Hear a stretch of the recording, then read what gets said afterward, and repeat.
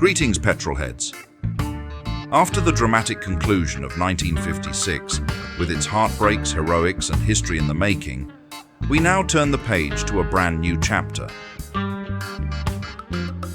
It's 1957, a year of bold ambitions, evolving machines, and legendary names on the rise.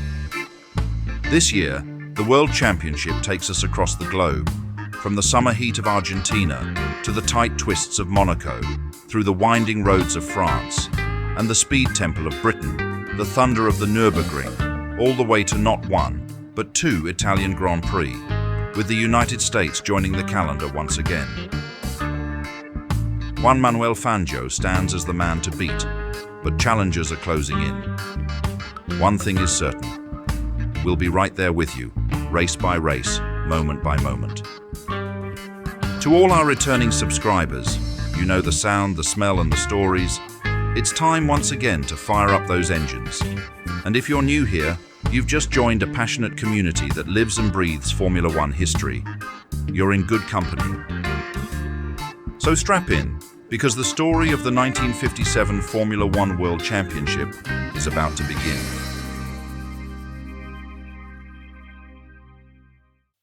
In a scene almost unthinkable by today's Formula One standards, the 1957 season saw an incredible variety in engine design, layout, and philosophy. From brute force to compact innovation, the paddock was a mechanical battlefield of ideas. At the forefront were the mighty Italians.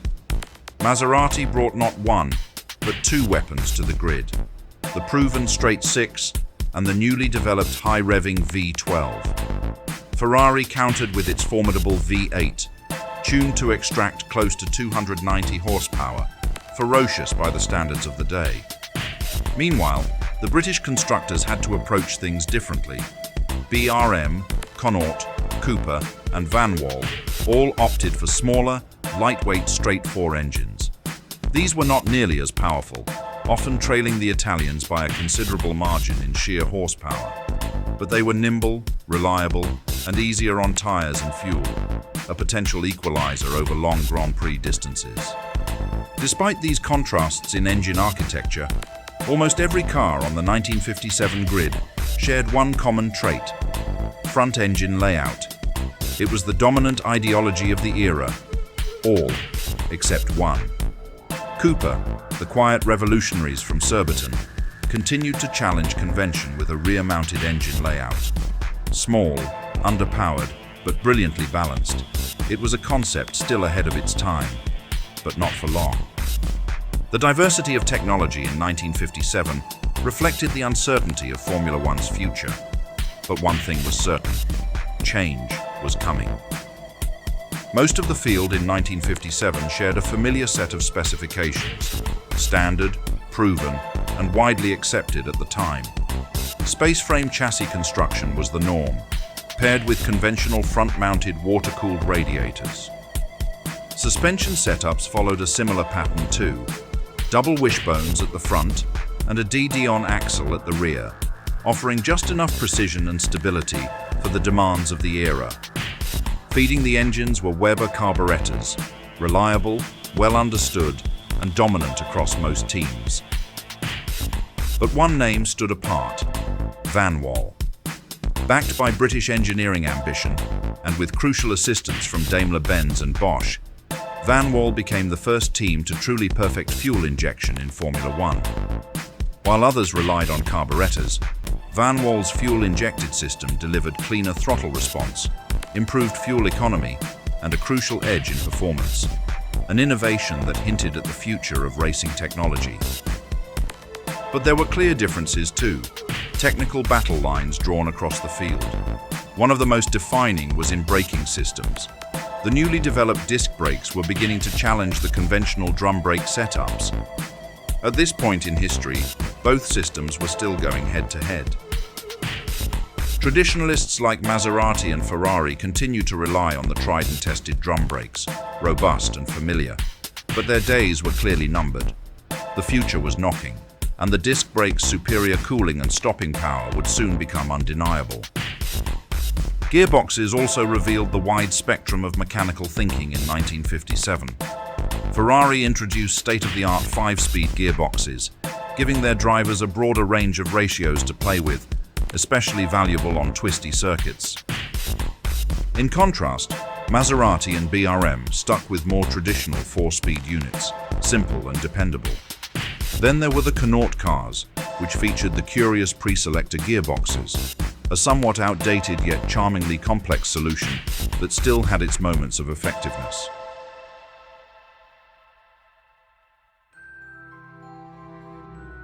Aerodynamic design took its first serious steps in 1957, thanks largely to one man, Colin Chapman.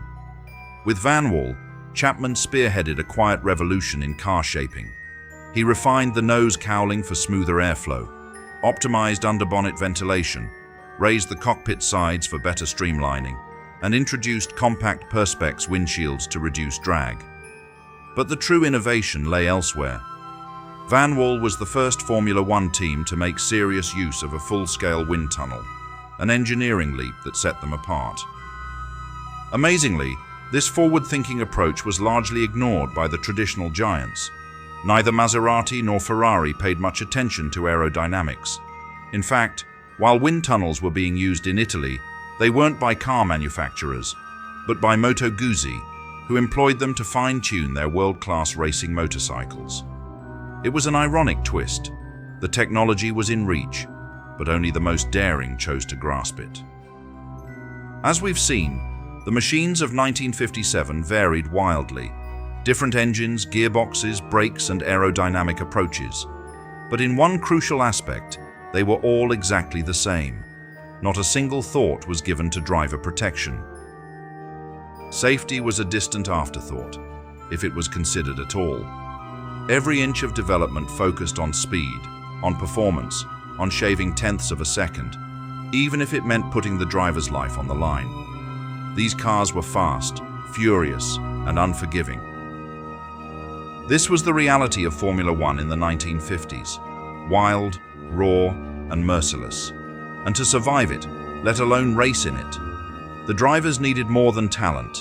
They needed nerve, resolve, and a fearlessness most of us can't begin to imagine. And so begins the story of 1957. The theater of Formula One is open again.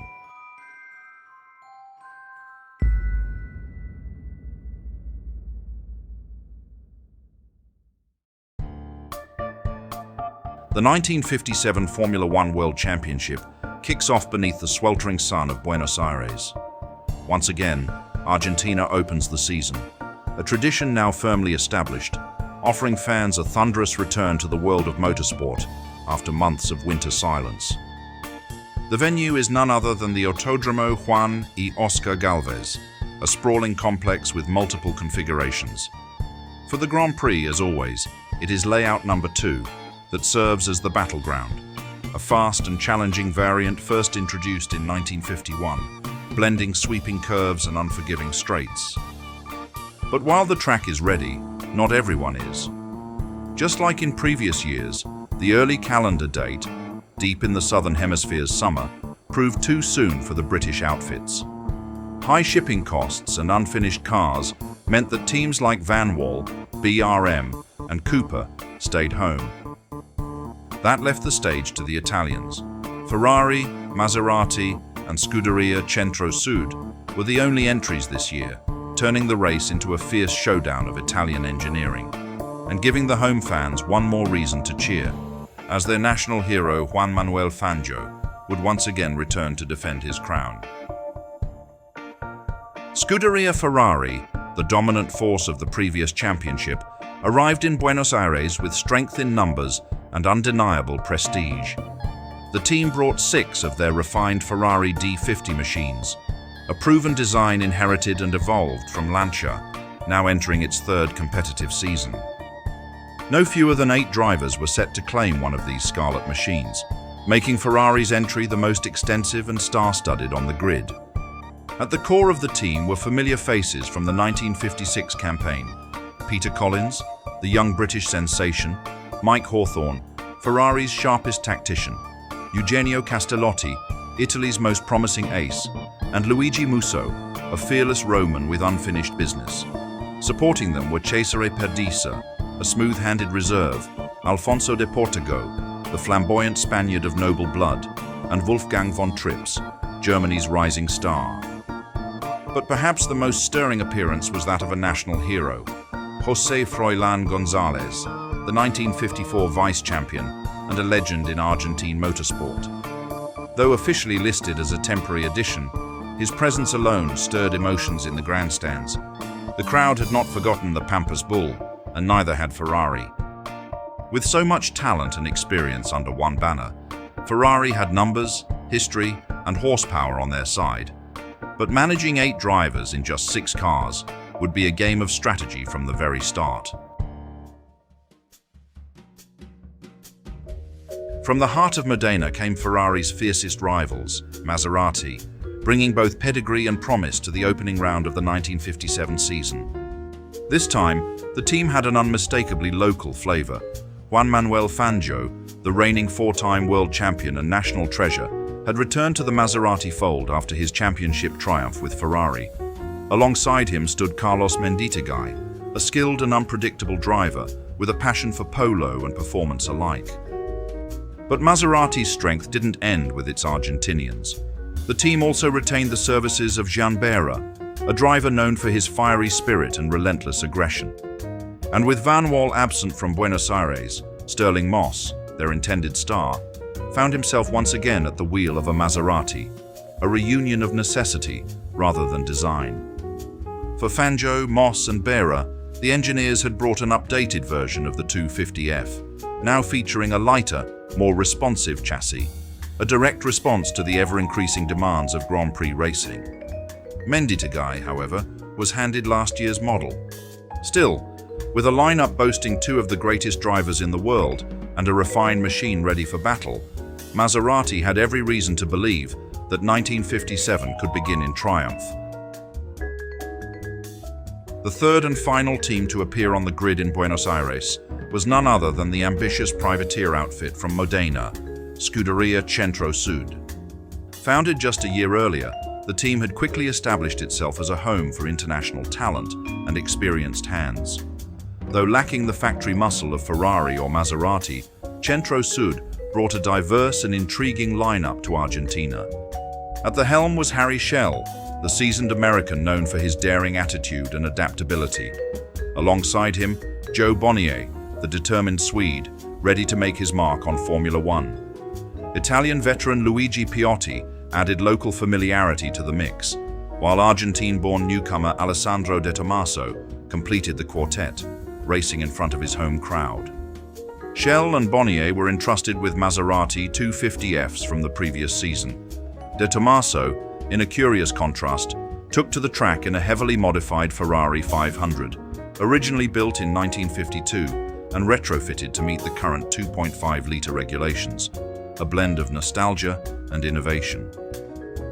And just in case you were wondering, yes, every single car on the grid was painted red. It wasn't a team color anymore. It was practically a dress code.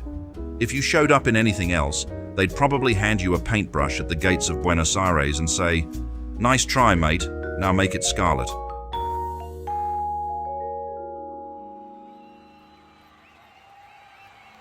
The very first qualifying session of the 1957 season made one thing crystal clear. Maserati's winter updates worked. Their latest 250Fs stuck to the asphalt like melted dulce de leche, and their drivers ran circles around the rest of the field, literally. Stirling Moss, still perfectly in sync with the Modena machinery, lit up the timesheets with a blistering lap. Juan Manuel Fangio had been upstaged. Second place was his, but by more than a full second. Fangio, ever the stoic, chalked it up to getting comfortable in the updated car. Behind him, John 𝔼℉𝔼𝔼𝕋 made it a clean Maserati sweep of the front row, just a whisper off Fangio's time. Maserati's confidence was so high, they were probably wondering if they should have brought fewer cars and more champagne. Ferrari, on the other hand, looked more like a red blur of confusion. They showed up with a small army of drivers, but none of them cracked the top 3. 𝔾ℝ𝔼𝕼𝕋𝕼𝕋 managed to salvage fourth, though he was more than a second and a half down on pole. Collins, Musso and Hawthorn followed closely. Not close to Moss, mind you, just close to each other. Gonzalez and Perdicer just scraped into the starting grid, while de Portigo and Fon Trips were benched as reserves.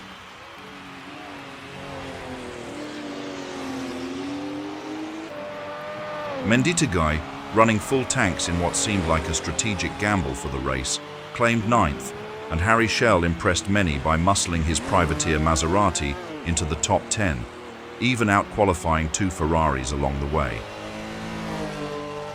At the back, de Tomaso managed to outpace both Bonnier and Pilotti, an impressive feat considering he was piloting a Ferrari built when Eisenhower was still a general.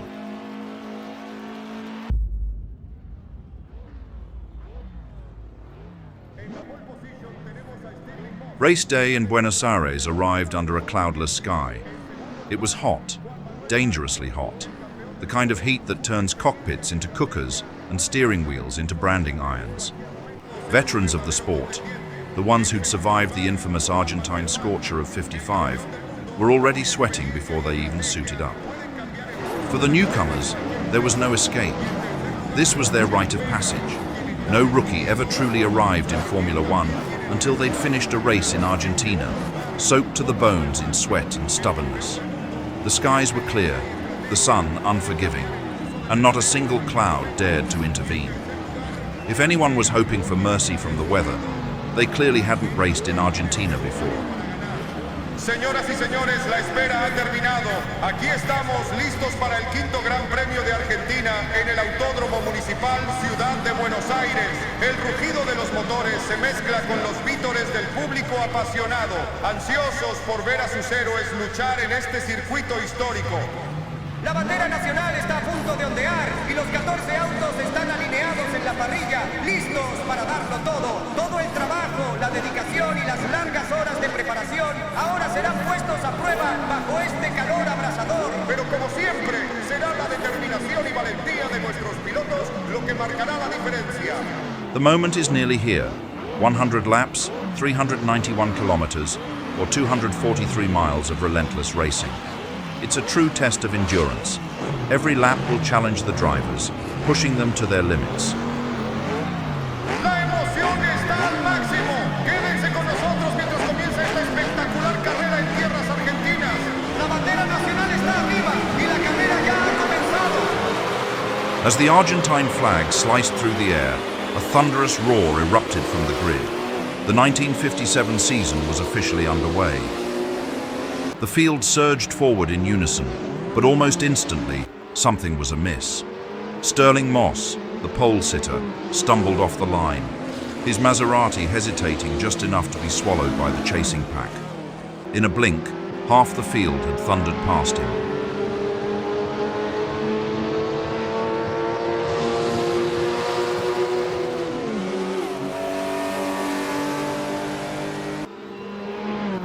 At the front, it was John Behra, who seized the moment with clinical precision, guiding his Maserati into an early lead. Hot on his heels was Eugenio Castellotti, the young Italian refusing to let Behra settle into any rhythm. And just behind, calm as ever, Juan Manuel Fangio eased his way into third.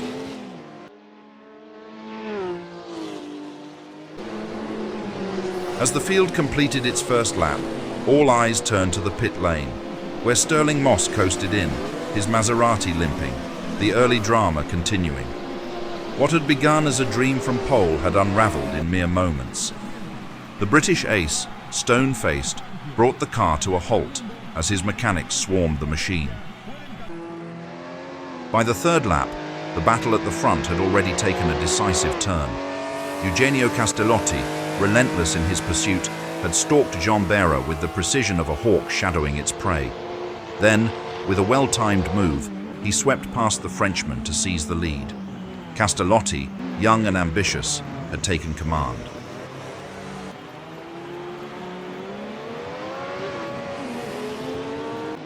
By the seventh tour of the Buenos Aires circuit, the internal Scuderia rivalry began to simmer. Peter Collins, having shadowed Mike Hawthorn for several laps with quiet intent, chose his moment with care. Decisive and controlled, slipping past his teammate and moving into fourth place.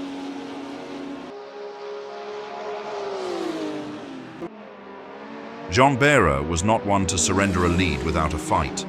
Though 𝔻ℝ𝔼𝕼𝕋 had taken control earlier, the Frenchman remained close, calculated, relentless, and waiting for his moment. By lap 9, that moment came. With a measured burst of pace and a clinical move, 𝔻ℝ𝔼𝕼 retook the lead from the Italian, reasserting Maserati's presence at the head of the field. It was clear, this would not be a race of quiet procession, but of constant pressure. On the very same lap, further down the order, a new development unfolded. Peter Collins, steadily closing the gap to Fangio, finally made his move. With a determined lunge, the Englishman slipped past the reigning world champion and climbed into third place. But if Collins hoped the job was done, he would do well to think again. Fangio, ever the master of patience and strategy, had likely read the situation 3 moves ahead. This was no defeat, merely a shift in tempo. The battle between youth and experience was only just beginning. But Collins was in full flight. Having dispatched Fangio with clinical efficiency, he set his sights on his next target, Eugenio Castellotti. Collins swept past the Italian, moving up into second place. From a quiet start, the Englishman had suddenly become the fastest man on track, and the crowd knew it. Peter Collins was quickly establishing himself as the man to watch in the opening phase of the Argentine Grand Prix.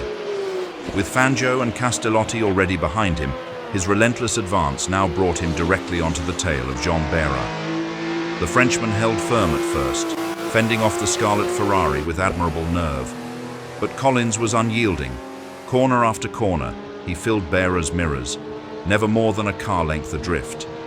It was a masterclass in psychological warfare as much as driving. And finally, on lap 13, the pressure cracked the Maserati.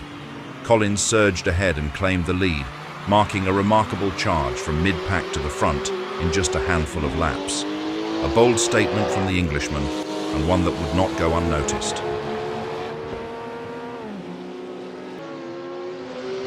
Juan Manuel Fangio, ever the tactician, appeared to take a cue from the Englishman's charge. Perhaps stirred by Collins' rising pace, the Argentine shed the caution of the early laps and began to strike. With typical precision, he closed in on Eugenio Castellotti. And then, almost effortlessly, Fangio made his move. With a clean and calculated pass, he slipped by the Ferrari and moved up into third place. It was a clear sign. The maestro was done waiting.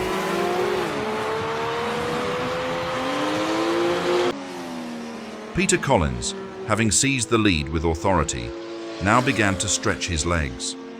Lap after lap, he widened the gap between himself and the rest of the field, carving out a comfortable cushion from the chaos behind. There was no sign of restraint in the Englishman's driving. His intent was clear from the outset. Full throttle, no compromise. It was a bold gamble under the brutal Argentine sun, but for now, it was paying off. Collins looked untouchable. By lap 15, the tenacious José Froilán González, not one to rest on his laurels, clawed his way back into the battle. With a swift and decisive move, he passed 𝔻ℼ𝔼𝕼, reclaiming a hard-fought position. The Argentine was now up to 7th, steadily making his way through the pack in front of his home crowd. On lap 17, a moment of lapse in concentration cost Eugenio Castellotti dearly. As he pushed hard to maintain his position in 4th, the Italian's car slid off the track, a rare misstep that saw him lose precious time. The mistake allowed both Mike Hawthorn and Luigi Musso to slip past, dropping Castellotti down to 6th, a costly error that would be difficult to recover from. By lap 25, Juan Manuel Fangio finally made his move on 𝔻ℝ𝔼𝕼. With precise control and a keen sense of timing, the Argentine slid past the Frenchman to seize second place. The crowd must have sensed the shift. Fangio was now setting his sights firmly on the leader, Collins, with the pace of a man on a mission.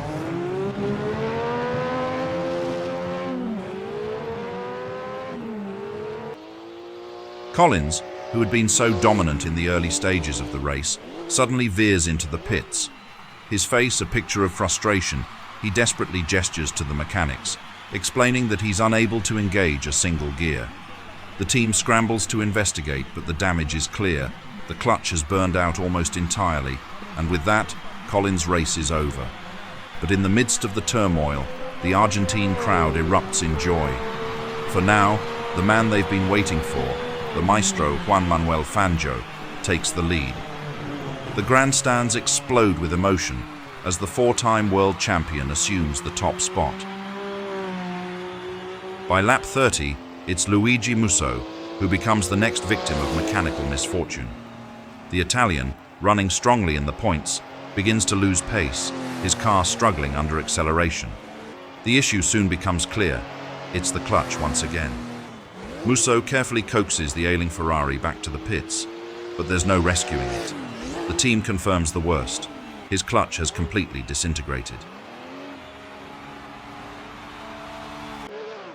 The Ferrari garage is starting to look more like a scene of quiet crisis than a championship outfit.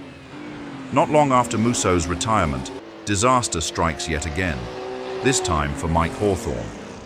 Running confidently in third, the Englishman suddenly begins to slow. The telltale signs are all too familiar. Slipping gears, erratic throttle response. It's the clutch. Just like Collins and Musso before him, Hawthorn is forced to limp back to the pits. There's no repair possible, no last-minute miracle. Another Ferrari falls, and with it, the team's hopes of a strong presence at the front begin to crumble.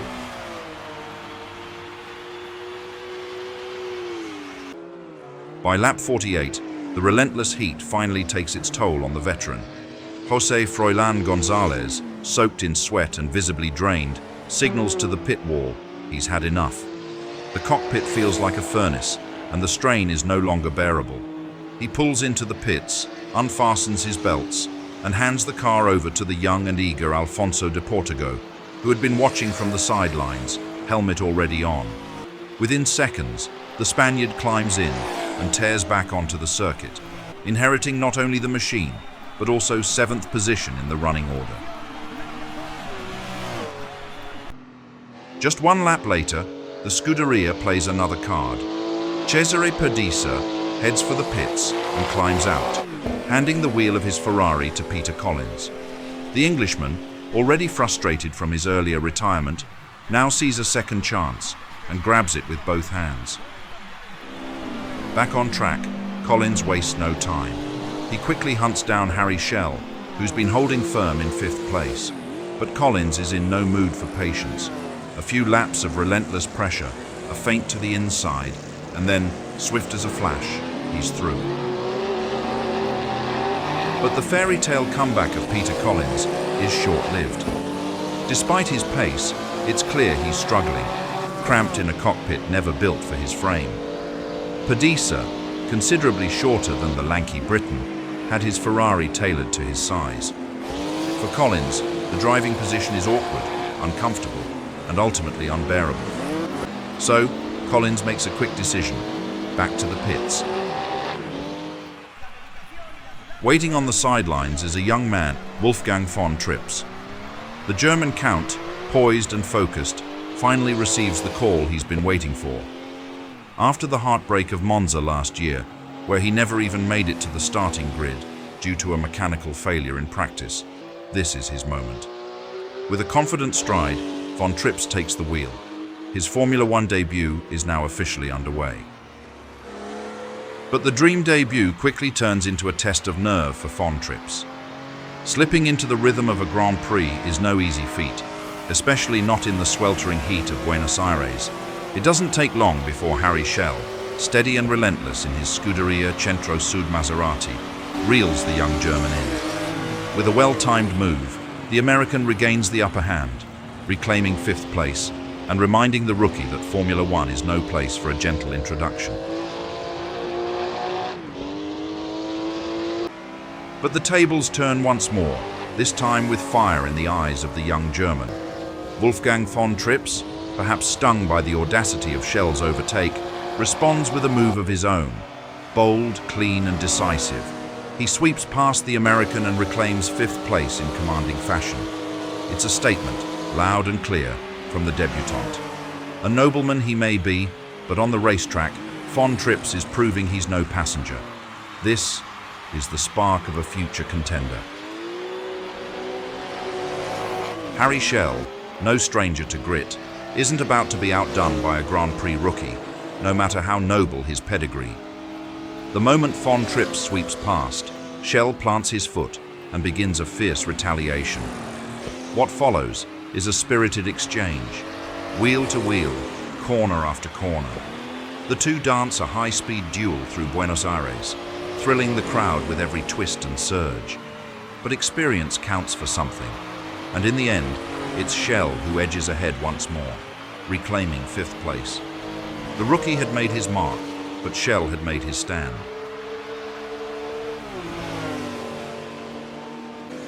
From his position in 6th, Alfonso de Portago observes the battle ahead with calm calculation. The clash between 𝔻𝕼𝕋 and von Trips is intense, dramatic, but also distracting, and the young Spaniard sees his moment. On lap 73, with effortless precision, he sweeps past the German, capitalizing on the chaos and moving up into 6th. A clean move, made with the cool instincts of a man who knows when to strike.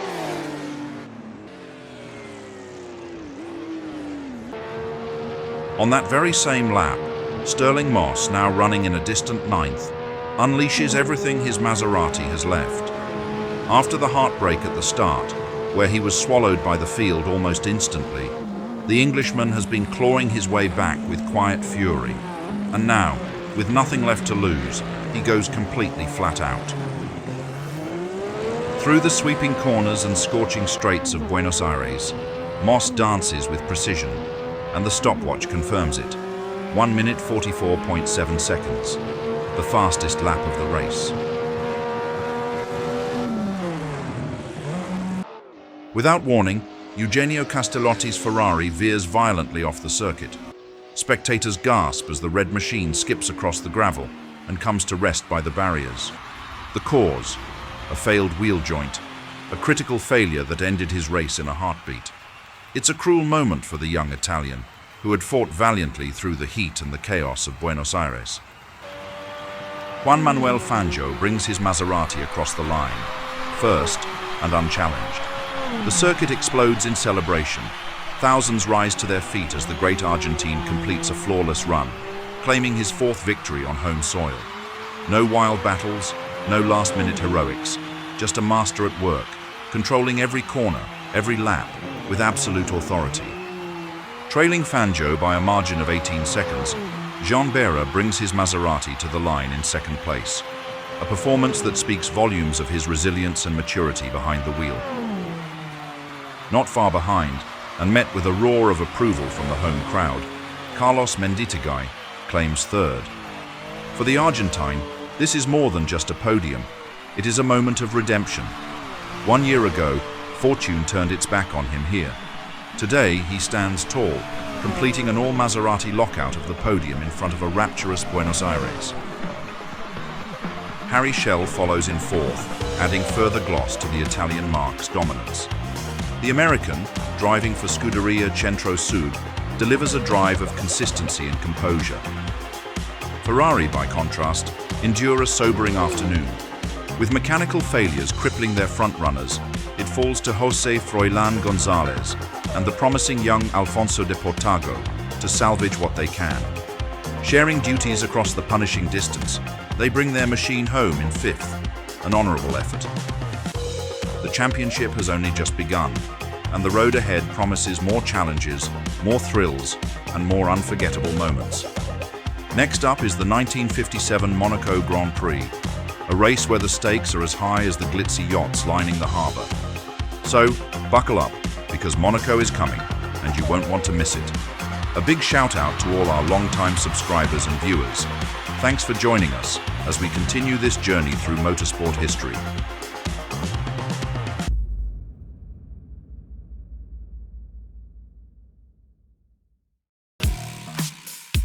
The second round of the 1957 season rolled into Monaco, and with it came the usual ingredients: impossibly narrow streets, impossibly expensive yachts, and a qualifying session with more drama than an Italian opera.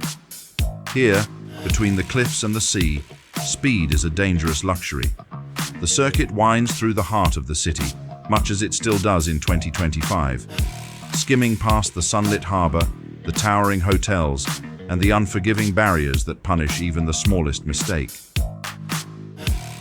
But this is 1957, the year when the world decided life just wasn't moving fast enough. Elvis Presley was shaking up the music charts. The Boeing 707 took to the skies, shrinking oceans and continents, and the Soviets had just launched Sputnik, sending a little metal ball beeping over the heads of an astonished world. It was an era of optimism, ambition, and just a hint of madness. And in Formula One, the answer is complicated.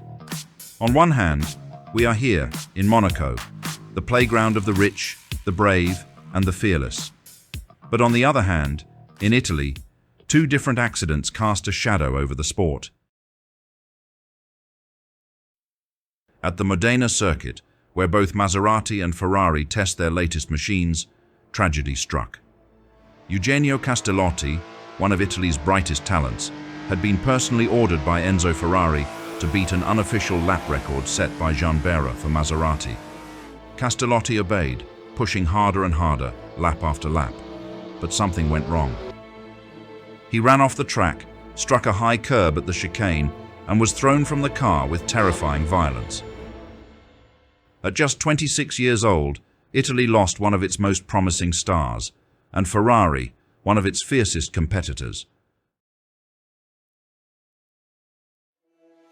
And as if the season hadn't suffered enough heartache, just a week before the Monaco Grand Prix, another tragedy shook the world of motorsport. The 1957 𝔾ℝ𝔼𝔼𝕋, the legendary open-road endurance race, once again turned Italy into a roaring labyrinth of danger. 1,000 miles of madness, thundering through cities, villages, and the countryside, on roads never meant for such speeds. Alfonso de Portigo, Ferrari's stylish, charismatic star, had always been uneasy about this race. How could anyone, even with a navigator, truly know every twist, every hidden bump, over such an unforgiving stretch of public roads? Traveling at nearly 240 kilometers an hour, a tire on Portigo's Ferrari 335S failed catastrophically. The car spun out of control, crashing violently into the crowd. De Portigo, his co-driver Edmund Nelson, and 9 spectators, including 5 children, lost their lives in an instant. He was just 28 years old, a life lived at full throttle, a spirit as wild and vivid as the decade itself. Each death a brutal reminder. This sport demands everything, and it never promises to give anything back. Yet even as grief hangs heavy in the paddock, the world does not stop. Engines are fired, helmets are fastened, and here, on the twisting streets of Monte Carlo, the men of Formula One return once more to face the inevitable. When Ferrari arrived at the 1957 Monaco Grand Prix, it marked the debut of the Ferrari 801, the Scuderia's latest weapon in the World Championship. It was intended as a successor to the aging, though once formidable, Ferrari Lancia D50, a car originally designed by Vittorio Jano for Lancia, and inherited by Enzo Ferrari after Lancia withdrew from Formula One following Ascari's death and the company's financial collapse in 1955. The D50, known for its wide, side-mounted pannier fuel tanks and its powerful 2.5-litre V8 engine, had already shown its age by 1956.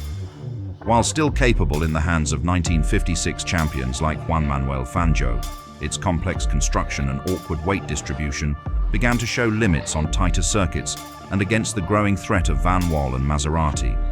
Ferrari knew evolution was necessary. The Ferrari 801 was born as a heavily revised version of the D50, rather than a clean-sheet design. The project remained in the hands of Vittorio Jano, who stayed with Ferrari after the Lancia takeover. While the 801 retained some basic structural lineage from the D50, nearly everything about it was re-examined and refined. The 801 used a steel tubular space frame chassis, a carryover in concept from the D50, but lightened and stiffened to handle better under braking and cornering loads. The pannier fuel tanks, once an experimental aerodynamic feature in the D50, were removed, and the car returned to a more conventional central tank layout. This dramatically improved the car's balance and reduced lateral weight shifts. Aerodynamically, the 801 was more compact, with cleaner lines and better weight distribution. Ferrari engineers narrowed the bodywork, streamlined the nose cone, and redesigned the cowling to sit lower, improving visibility and airflow. It remained front-engined, but in a tighter, more purposeful form.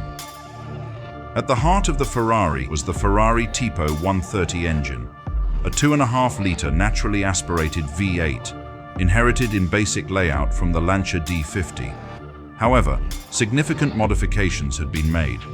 The cylinder heads were reworked, combustion chambers optimized, and twin overhead camshafts per bank ensured high revving capability.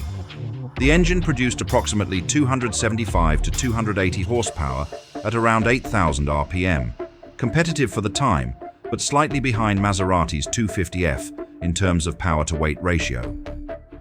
Drum brakes were still the norm in 1957, and the 801 used large, finned aluminum drums on all four corners.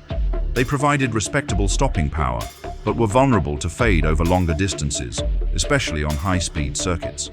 At Monaco, however, with its low average speeds and frequent braking zones, the 801's setup was well suited.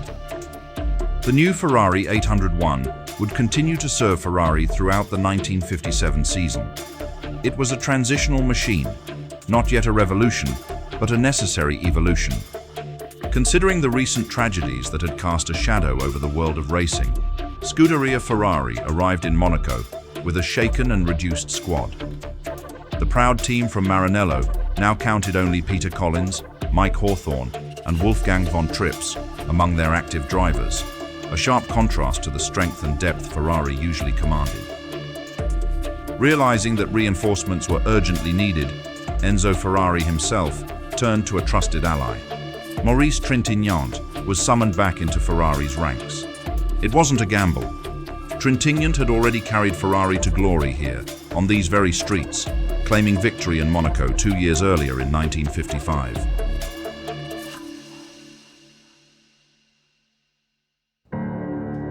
Maserati arrived in Monaco with a strong, if slightly altered, lineup. Leading the charge was the ever-formidable Juan Manuel Fangio, supported by Carlos Mendietaguy, Harry Schell, Hans Hermann, and Giorgio Scarlatti. However, the team was missing one of its key pillars, Jean Bera. The fiery Frenchman was still recovering from injuries sustained during the 𝔾ℝ𝔼𝔼𝕋, and his absence left a noticeable gap in Maserati's armor. In terms of machinery, Maserati came prepared. Alongside their proven fleet of lightweight 250F cars, the team introduced something new and daring, an experimental entry featuring a brand new 12-cylinder V engine. Vanwall too came to Monaco with renewed ambition. The British team brought 3 freshly modified cars, noticeably different from last year's models, most strikingly with a wider, reworked nose, designed to improve airflow and cooling on the twisting streets of Monte Carlo. And behind the wheel of these new machines were 2 major new signings: Stirling Moss, lured away from Maserati, and Tony Brooks, brought over from BRM. It was a bold statement from Tony van der Velde, not just upgrading the cars, but assembling a driver roster capable of challenging the continental giants on their own soil. Connaught also entered the 1957 season with a completely new driver lineup.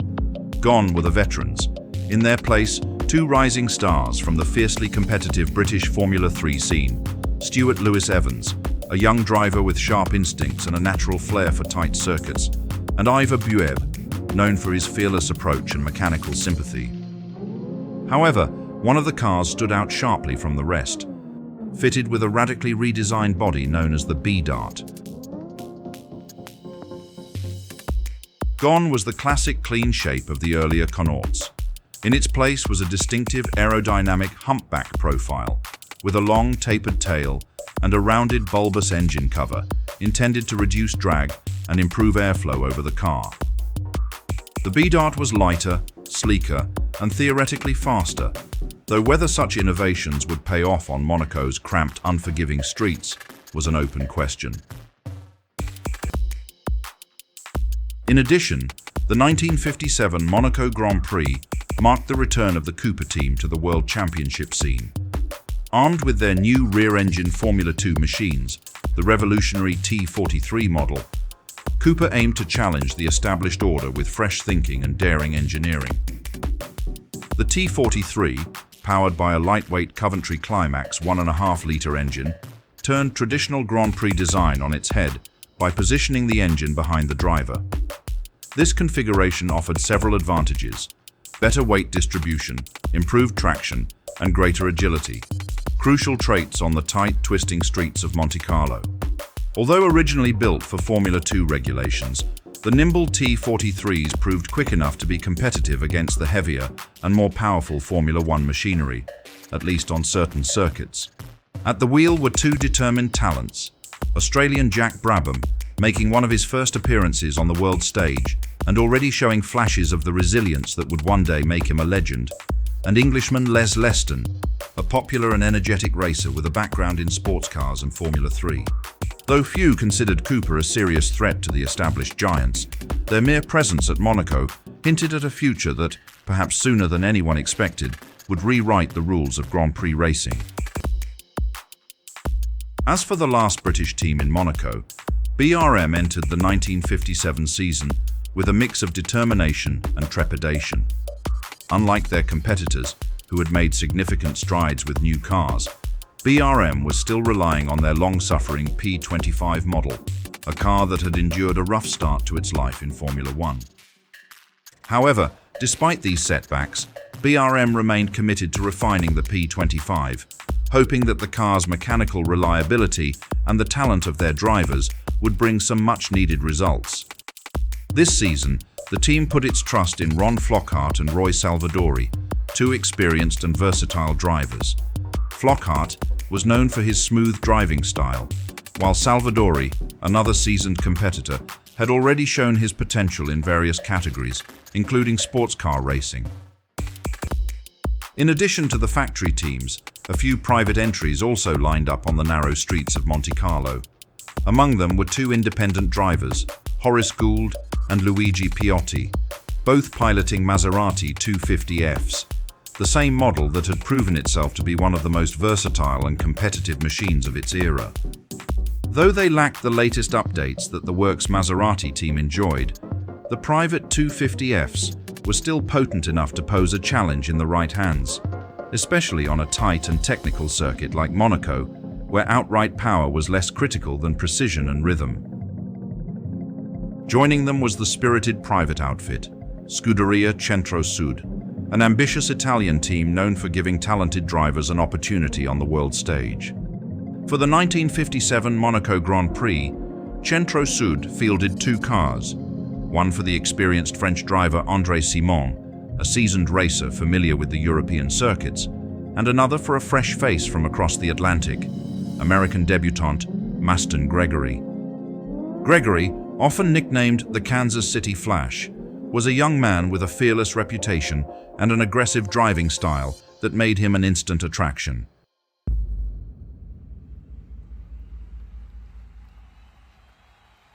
Qualifying at Monaco was never going to be a quiet affair, not when Juan Manuel Fangio and Sterling Moss were sharing a track.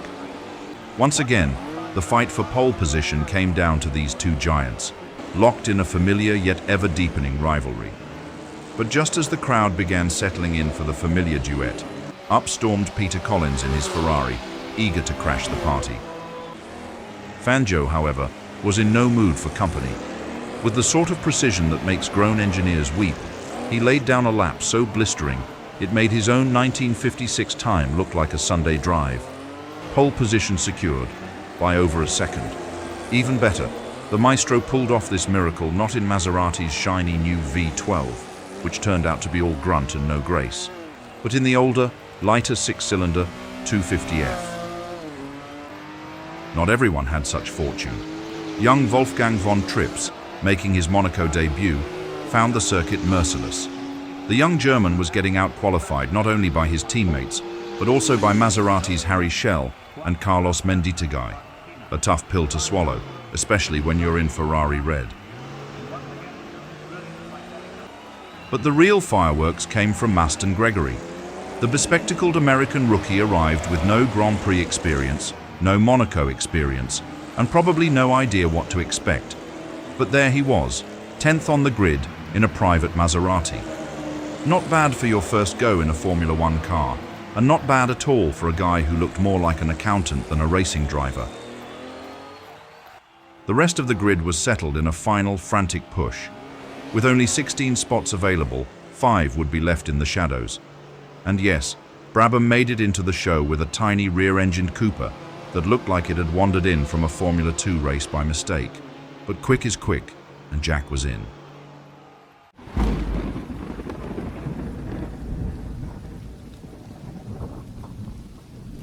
The morning of the Grand Prix offers little comfort. Heavy rain lashes down on the Principality, sweeping across the narrow streets and threatening to turn the race into a watery gamble. For a moment, it seems as though Monaco might drown in its own tension. But by noon, the skies clear. The clouds retreat. The circuit, though brushed by chaos just hours before, is dry once more and ready. Ladies and gentlemen, a very warm welcome to the 1957 Monaco Grand Prix. This is the 15th running of the race here at Monte Carlo, and we are moments away from what promises to be a truly unforgettable afternoon of motor racing. 105 laps lie ahead of our drivers on this notoriously tight and twisting circuit, carved through the streets of the Principality. The earlier rainstorms are now a memory. The skies have cleared, the surface is drying, and conditions are set for an absolutely cracking race. On pole position, the man who needs no introduction, Fangio of Argentina. The world champion is driving for Maserati this year, and once again showed his brilliance by setting the fastest time, 1 minute 42.7 seconds. Cool, methodical, and utterly unshakable, Fangio begins today's race right where he prefers to be, at the very front. Alongside him on the front row is Britain's own Peter Collins, at the wheel of the red Ferrari. Known for his daring spirit and smooth style, Collins was just 0.6 of a second off Fangio's pace. It's a prime opportunity today for the young Englishman to challenge the world's finest. And lining up third, another Briton, Stirling Moss in the Vanwall. Just 9/10 back, Moss is no stranger to Monaco's complexity. With sharp instincts and Vanwall's growing power behind him, expect the number 18 car to be right in the thick of it. So here we are. Engines warm, the grandstands packed, and tension rising across the harbour. Ahead lies a brutal test. 105 laps, 330 kilometers, or 205 miles, through the tight corners, the shifting light, and the unforgiving barriers of Monte Carlo. The stage is set not for beauty, but for survival. Monte Carlo has always tested the limits of both man and machine, and today will be no exception. Ladies and gentlemen, the 1957 Monaco Grand Prix is about to begin. As the flag dropped, Moss and Fangio launched themselves off the line in perfect unison. But Moss was not content to sit and admire the view. Without hesitation, the Englishman unleashed an immediate assault on the reigning world champion. Seizing his moment, Moss slipped past the Argentine, taking command of the race and sending a clear message to the field. Today would not be a quiet afternoon at Monaco. Hardly a lap later, the battle took another twist. Peter Collins, having gathered himself after the frantic start, now locked his sights onto Fangio. With smooth, relentless pressure, he reeled in the Argentine champion. Then, mirroring Moss's earlier boldness, Collins made his move, slicing past Fangio with a clean and confident overtake, drawing gasps from the crowd packed along the narrow streets. On lap 3, disaster strikes for ℏ𝔼𝔼𝕋𝕀℉, driving in 4th place. A small mistake, a fleeting moment of hesitation, and just like that, the pack is upon him. What was once a battle for the top positions now slips away, and Shell watches as his hard-earned spot fades into the distance. Fangio, already trailing the leading pair of Moss and Collins, finds himself slipping slightly off the pace. But as he approaches the harbour section, a shocking sight unfolds before him. Two cars, still, facing odd angles. A Vanwall and a Ferrari, Moss and Collins, entangled at the side of the circuit. There is no smoke, no flames, just silence and the eerie aftermath of a sudden high-speed mistake. Without resistance, without even needing to fight for it, he eases past the stricken machines, reclaiming the position both drivers had fought so hard to take from him just minutes earlier. In Monaco, there's no such thing as an easy pass, but this is as close as you'll ever get. And with that, Fangio slips into the lead. On lap 11, the pressure mounts for Gould as he fights to keep his place in the race. But as he accelerates through the corners, disaster strikes. A slick trail of oil begins to leak from under his car, unnoticed until it's too late. As his tires meet the slick surface, the grip vanishes in an instant. The car slides helplessly, and before Gould can react, the barrier rushes towards him. He slams into the wall, the impact sending a jolt through the crowd. His race is over. On lap 15, 𝔾ℝ𝔼𝔼𝕋𝕀ℕ𝔾𝕊, running an impressive fourth in his Maserati, pushed too hard through the chicane and caught the curb with just a bit too much aggression. The result? A damaged tyre that sent him crawling back to the pits. The mechanics got to work with urgency, but even a quick change couldn't prevent the costly drop in position. At the front, Juan Manuel Fangio had already begun weaving his quiet masterpiece. Lap after lap, he steadily pulled away from the chaos behind him, not with drama, but with surgical precision. By this stage of the race, the reigning world champion was already 10 seconds clear of Tony Brooks, who led the chasing pack.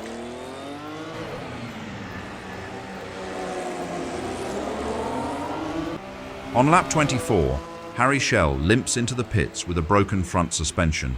His race is over. A bitter end after running solidly in fourth place. Further back, the streets of Monte Carlo witness something truly curious. Jack Brabham, in his nimble little Formula 2 Cooper, now finds himself in the points. The lightweight rear-engine machine, once dismissed as underpowered, is suddenly looking rather clever on these tight city streets. The Australian rookie and the compact Cooper, an unlikely duo, now seem like a perfect match. Jack Brabham, steady as ever in the rear-engined Cooper, now moves up to an astonishing fourth place, and just behind him, Ron Flockhart brings BRM into the points, proof that even the long-suffering P25 can find its footing when Monaco turns chaotic. 𝔾ℝ𝔼𝔼𝕋𝕀ℕ𝔾𝕊, determined to recover from his earlier pit stop, begins to charge with unrelenting pace. First, he hunts down Ron Flockhart and dispatches the BRM without hesitation.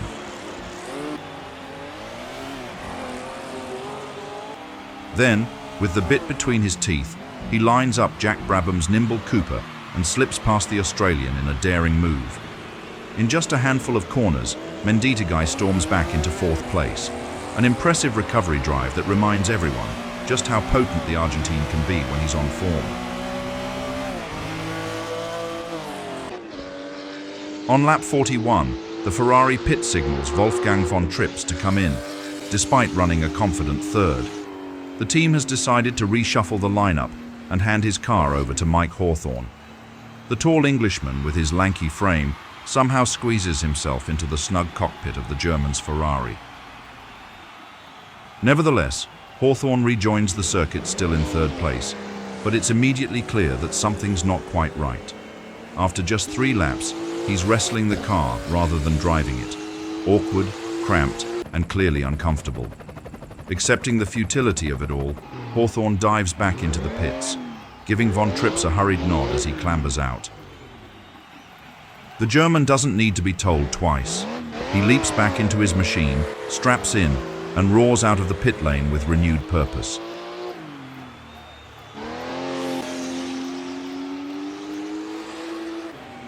Halfway through the race, 𝔾ℝ𝔼𝔼𝕋𝕀ℕ𝔾𝕊's spirited charge comes to a sudden, brutal end. Pushing hard to close the gap to the leaders, the Argentine misjudges his line through the chicane. a treacherous section that had already claimed victims earlier in the afternoon. The Maserati twitches under braking, and in a split second, the rear steps out. 𝔾ℝ𝔼𝔼𝕋𝕶 tries to catch the slide, but there's no room for error in Monaco. On lap 60, disaster strikes Ron Flockhart and the struggling BRM team. Without warning, thick smoke begins to pour from the tail of the P25. Spectators lining the harbour see the ominous grey cloud long before the car rounds the corner, limping along the circuit. Flockhart, already in a points-paying position, knows there's no saving it. BRM's hopes evaporate in a puff of smoke, reliability proving to be the team's Achilles heel.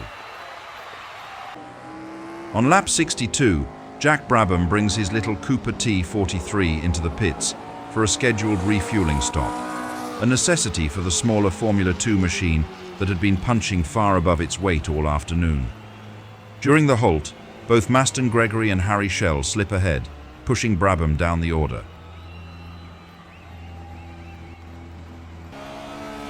Just a lap later, disaster strikes for ℏ𝔼𝔼𝕋 as his car succumbs to an oil leak, forcing the American to retire from the race yet again. This unexpected turn of events means that Brabham, who had just been overtaken during his pit stop, is back up to 5th place once more. Jack Brabham wasn't finished yet. In the very next sequence, he closed in on ℏ𝔼𝔼𝕋𝕶. Then, without hesitation, Brabham eased past the American with a clean and calculated move, his Formula 2 machine darting ahead once more. The Australian was back in 4th place, rewriting expectations with every lap he completed. Wolfgang von Trips was holding steady in 3rd, calm, consistent, seemingly on course for a podium. But then, without warning, a plume of white smoke erupted from the rear of his Ferrari. The engine gave out in dramatic fashion, an explosion of noise and vapor, silencing the hopes of Scuderia Ferrari. Lap 100, and just as Jack Brabham's fairy tale drive seemed destined for a glorious ending, disaster struck. Approaching the casino, his little Cooper began to sputter, then silence. The car rolled to a quiet stop, out of fuel. It was a heartbreaking end for the Australian and his rear-engined Formula 2 machine, but a small miscalculation on fuel, in a race where every drop counted, had undone one of the most impressive performances of the day. The checkered flag falls in Monaco, and once again, it's Juan Manuel Fangio who claims it. Unshaken, efficient, and as commanding as ever, he brings the Maserati home in 1st place. Another Grand Prix, another clinic in control. It's his 2nd win of the season, and the reigning champion strengthens his grip on the title with all the inevitability of gravity. Some 25 seconds later, the crowd erupts again, this time for Tony Brooks. The young Briton, calm and composed in the Vanwall, crosses the line to secure 2nd place. For Tony van der Velde's Green Challengers, this is more than just a result. It's history, Vanwall's first podium in Formula 1, and proof that British engineering has truly arrived. Then, against all expectation, comes the day's revelation. In 3rd, it's ℏ𝔼𝔼𝕋𝕶. The American rookie, driving for the privateer Scuderia Centro-Sud, has stayed out of trouble while chaos unfolded ahead.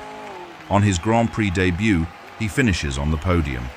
Not by luck, but by clarity, consistency, and quiet brilliance. Just behind him in 4th, another debutant makes his mark, Stuart Lewis Evans. At the wheel of his Connaught, the young Brit delivers a smooth and resilient drive, defying the odds in an underfunded car that now has every reason to be proud. 5th goes to Maurice Trintignant, who after losing 5 laps to engine gremlins, fights back with relentless determination to salvage 2 precious points. And with the checkered flag down in Monaco, the championship picture begins to take shape. At the top, no surprises. Argentina's Juan Manuel Fangio leads the table with 17 points, having already stamped his authority on the season with 2 commanding victories. In 2nd, it's Jean Behra of France with 6 points, still hanging on, but in need of something special to keep pace with the master. and joining him on equal footing, Britain's Tony Brooks. After a remarkable drive in Monaco, the young Vanwall pilot now finds himself tied for second in the standings, carrying the hopes of British motorsport into the next round. Pack your berets and brace yourselves. Formula One is heading back to France. The legendary Rouen-les-Essarts circuit is back, with fast straights, tricky hairpins, and enough elevation changes to make a driver dizzy. Modern pits? Check. Massive grandstands? You bet. Screaming engines echoing through the Normandy hills? Oh yes, please. The 1957 French Grand Prix is coming up. See you at Rouen.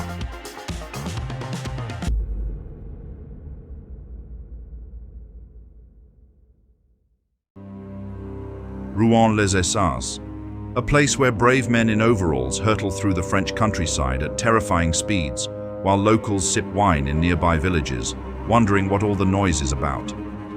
Nestled in the lush, forested hills of Normandy, just south of the city of Rouen, lies one of the most thrilling and visually captivating circuits in the history of Grand Prix racing.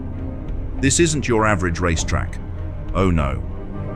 Rouen-les-Essarts is basically a scenic postcard that someone decided to drive through at 250 kilometers an hour.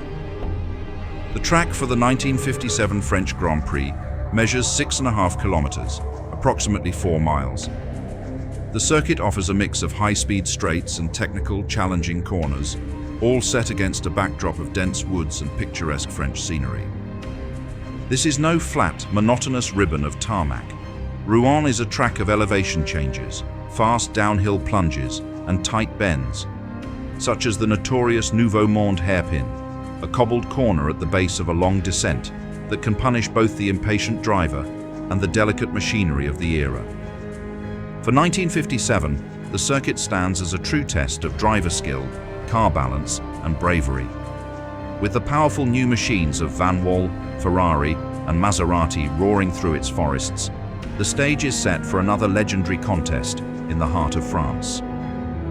But before we dive headfirst into today's grid, it's worth mentioning that while Europe's finest teams were preparing for the twists and turns of Rouen, something rather different was happening across the Atlantic. A month ago, the Americans held their grand annual motorized spectacle, the Indianapolis 500. It was part of the 1957 Formula One World Championship, but European teams largely treated it as a throwaway result. None of the European outfits made the journey to the States. As for the machinery, it was business as usual. Most teams once again ran Curtiss Craft chassis, though 𝔻ℝ𝔼𝕋 had a strong showing. Nearly every team ran the thunderous Offenhauser engines, with a few Novi-powered exceptions. Among the competitors were former winners Troy Ruttman and Johnny Parsons. The only European driver to appear? None other than former world champion Giuseppe Farina, a lone envoy among the American muscle. Interestingly, a shift in team tactics was also on display. In past years, it was common for each team to field just one car, 2 if they were feeling ambitious. But in 1957, 5 teams entered at least 2 cars, and one team, Chapman S. Root, managed to qualify 3. Qualifying for the 1957 Indianapolis 500 spanned 4 days, beginning on May 18th. Giuseppe Farina, the lone European entry, struggled to get his car up to speed during early practice and handed it over to his teammate, Keith Andrews. Tragically, Andrews lost control in turn 4 and crashed heavily into the pit wall, which shattered on impact. His car spun across the front straight, struck another wall, and came to rest with devastating force. Andrews was killed instantly.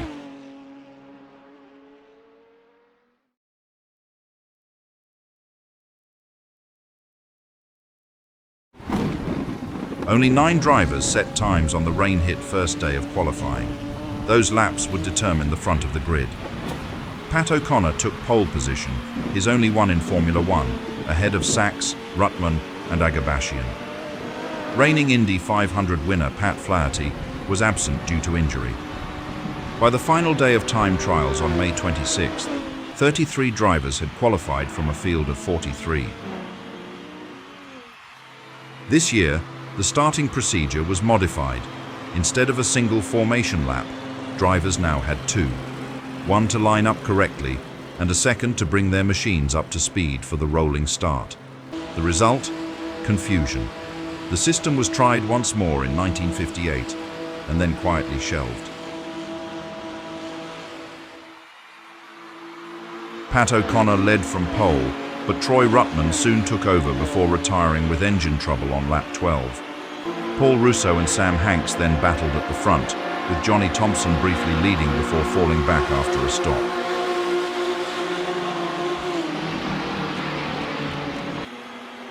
In the second half, Hanks and Jim Rathman pulled clear, trading the lead until Hanks took control by lap 135 and won by 21 seconds. Sam Hanks not only claimed victory, but also pocketed a staggering $100,000 in prize money, a sum that made European race organizers look like they were passing round a charity tin. It would be Hanks' only F1 win and his final race, as he retired immediately after. Jimmy Bryan trundled home in third, a lap adrift, but had the last laugh, going on to snatch the USAC crown by season's end.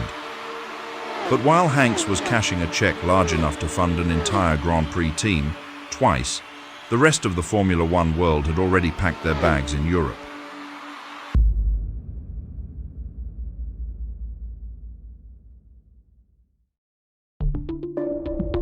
For Ferrari, this year looks grim. Two tragedies have cast a long shadow over the team. First Eugenio Castellotti in Modena, then Alfonso de Portigo in the streets of Brescia. It's more than just bad fortune. It's the kind of season that wears down even the proudest racing institution. On the championship table, the Scuderia sits with only a few scattered points, a sharp contrast to the glory they're accustomed to chasing. This isn't a campaign. It's a nightmare unfolding one race at a time. Still, they press on. Just as in Monaco, the team arrives in Rouen with a familiar lineup. Peter Collins, still searching for the brilliance he showed last year. Mike Hawthorne, the tenacious Brit with fire in his belly. And Maurice Trintignant, quiet, methodical, and always ready to deliver when chaos strikes. Joining them now, freshly returned from injury, is Luigi Musso. He steps back into the red car, replacing Wolfgang von Trips, whose season has taken a sudden and uncertain turn. Maserati, by contrast, looked every bit the giant of the paddock, perhaps the quickest car in France, and with Fangio behind the wheel, all but assured of victory. For Rouen's fast-flowing layout, the team once again arrived fully armed. Alongside their proven lightweight 6-cylinder machines, they brought a single 12-cylinder prototype, an experiment they hoped would fare better on these sweeping curves than it did in Monaco. This time, Maserati fielded only its core quartet. Juan Manuel Fangio led the charge, flanked by Carlos Menditegui, Harry Schell, and the returning Jean Bera, back in action after sitting out the last round. Together, they formed a fearsome lineup. In the weeks leading up to the Grand Prix, Vanwall found itself in a desperate situation. Just 2 weeks before the race, Tony Brooks, still recovering from injuries sustained in the 24 Hours of Le Mans, was ruled out. Then, disaster struck again. Sterling Moss, while vacationing in France, had a water skiing mishap that left him with a serious nose injury.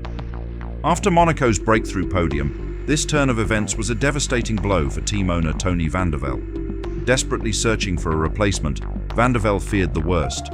However, luck was on his side when Roy Salvadori, a driver from BRM, jumped at the opportunity to join Vanwall. With Salvadori now in the cockpit, the team managed to keep their competitive edge intact, though it was a far cry from the ideal scenario. In the second seat for Vanwall, Tony van der Velde turned to Stuart Lewis Evans, a former Connaught driver who had impressed in his debut at Monaco.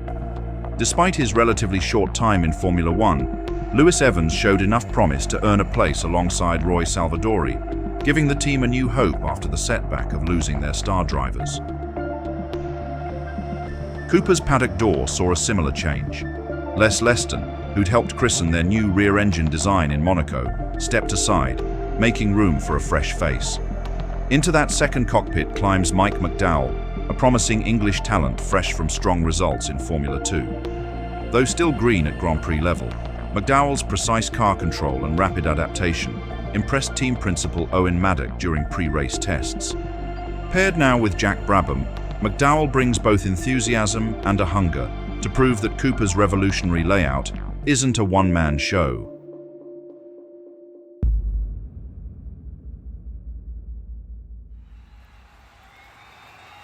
Mesdames et messieurs, bienvenue à tous pour cette 4e manche du championnat du monde de Formule 1 1957, ici sur le mythique circuit de Rouen-les-Essarts. Qualifying at Rouen showcased the undeniable skill of Juan Manuel Fangio. As he took the wheel, the Argentine maestro demonstrated his impeccable control, threading his Maserati through the winding turns of Rouen-les-Essarts. His lap time of 2 minutes 21.5 stood uncontested, as Fangio's natural flair for navigating the track left everyone else in awe. He even gave Maserati's new 12-cylinder prototype a spin. On this wide, sweeping layout, it sounded like a race car gargling marbles, but it still couldn't outshine the trusty 6-cylinder workhorse. Sometimes bigger isn't always better. Behind him, Jean Behra and 𝔾ℝ𝔼𝔼𝕋𝕀ℕ𝔾𝕊 ensured Maserati filled second and fourth on the grid, proof that the team was practically unrivaled here. Ferrari weren't about to be left in the dust either. Luigi Musso surprised everyone, including himself, by nabbing third, while his Scuderia teammates snuck into 5th, 7th, and 8th, like a well-drilled brigade. Vanwall's new pair took a more cautious approach. Their rookies qualified 6th and 10th, prompting team owner Tony van der Velde to sigh so dramatically, you'd think he'd lost his last biscuit. If only Moss and Brooks were here to remind him what a podium looked like. As for BRM and Cooper, they were off stage, stuck outside the top 10, as their smaller engines simply couldn't match the 2.5-litre thunder of the front runners.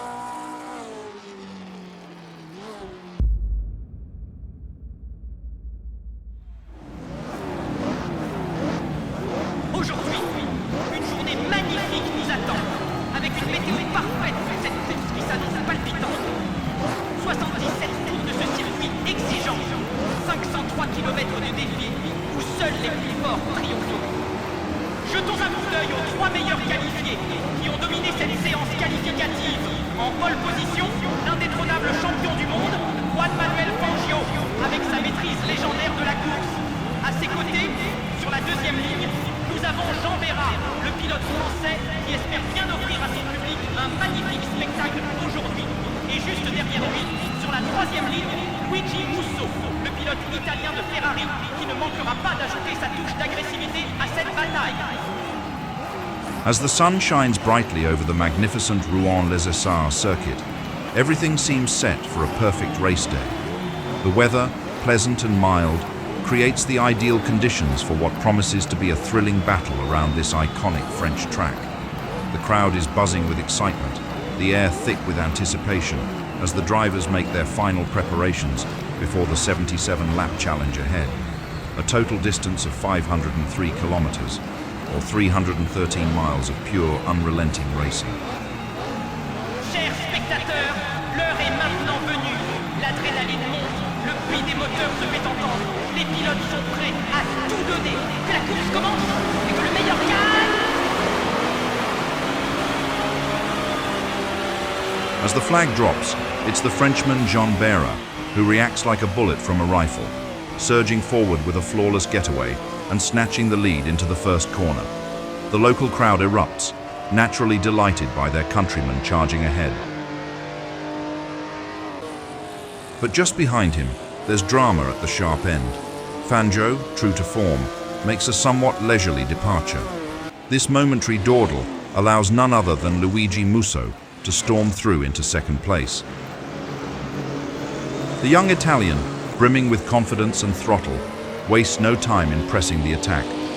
With his Ferrari howling at full song and every ounce of power summoned, Musso hunts down Behra in a matter of corners, and before the first lap has even drawn to a close, slipping past the Frenchman in bold fashion, Musso takes the lead of the French Grand Prix, a truly electrifying start.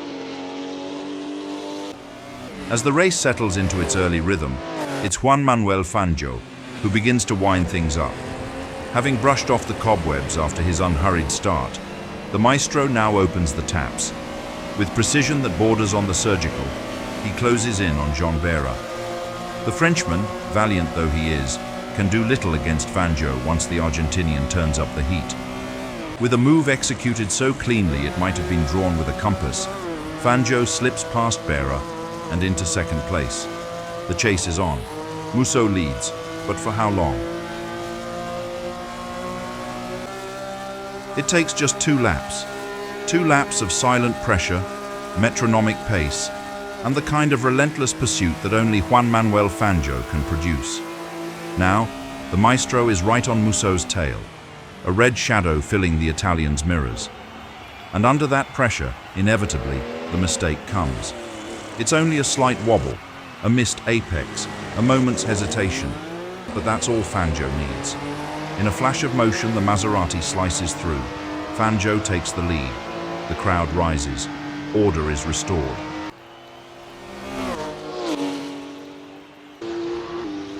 After a sparkling getaway, it all begins to unravel for 𝔻℻𝔼𝕋. The pace just isn't there, and the field begins to close in like hounds on a wounded fox.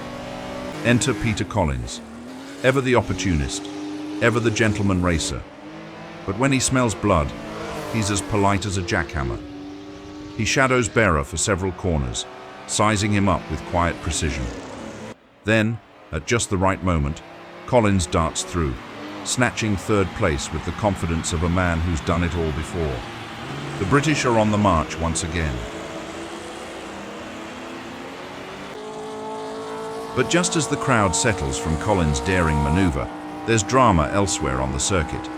Young Jack Brabham, the quiet Australian making waves in that rear-engined Cooper, is suddenly in trouble. A broken suspension.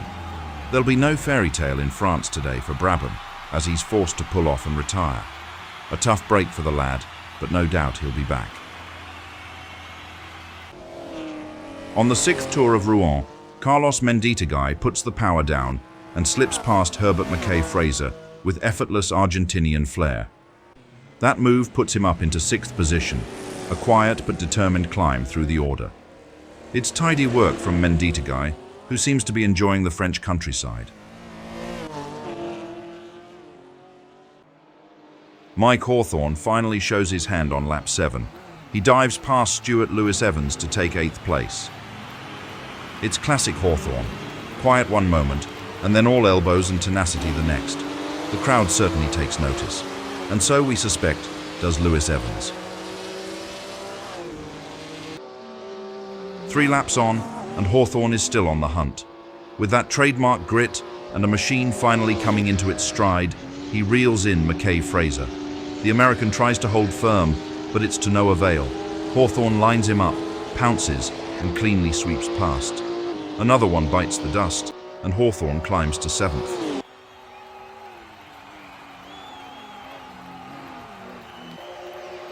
Peter Collins has steadily reduced the gap to Musso, applying increasing pressure with each passing lap. By lap 15, his efforts are rewarded. A clean move places the Englishman into 2nd position. It's a determined drive from Collins, but a considerable challenge lies ahead. Juan Manuel Fangio remains over 10 seconds clear at the front, maintaining a commanding pace.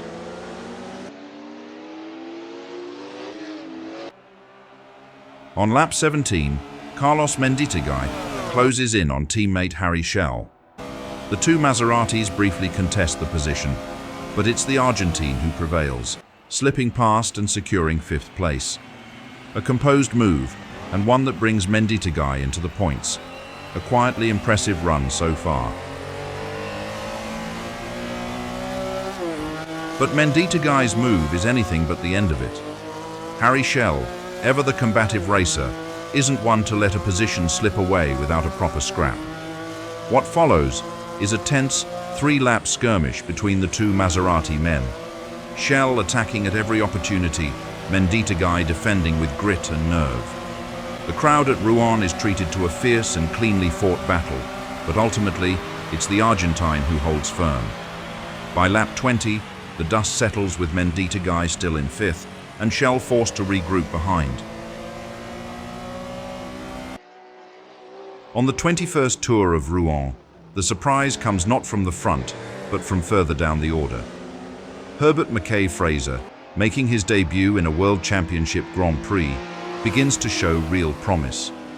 Earlier passed by the experienced ℾ𝔼𝔼𝕋, the young American refuses to stay in the shadows. Despite ℏ𝔼𝔼𝕋's best efforts to maintain the gap, ℏ𝔼𝔼𝕋 clings on and, with growing confidence, makes his move. With a smooth and daring pass, he reclaims the position, announcing himself on the grand stage in fine style. A remarkable maneuver for a man in his very first Grand Prix.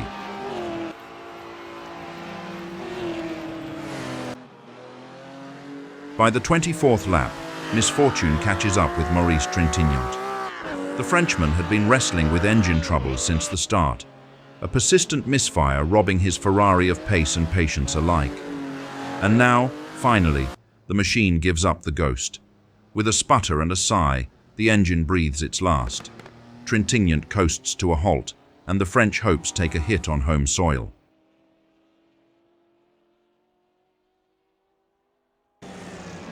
Just a lap later, another unfortunate retirement, this time for the impressive debutante ℏ𝔼𝔼𝕋.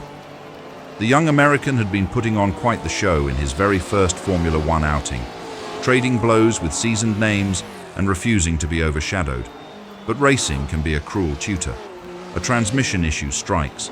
His promising drive comes to an untimely end, and sadly, this would remain his one and only Grand Prix appearance. A brief flash of brilliance, lost to mechanical misfortune. Meanwhile, at the head of the field, the picture remains unchanged. Juan Manuel Fangio is in full flight. The Argentine master is flat out, lapping with icy precision and dictating the pace with effortless control. No signs of stress, no hint of falter, just the maestro at work, as if the Maserati were merely an extension of his will. But while the front remains calm under Fangio's reign, the back of the pack witnesses a proper shuffle of the deck.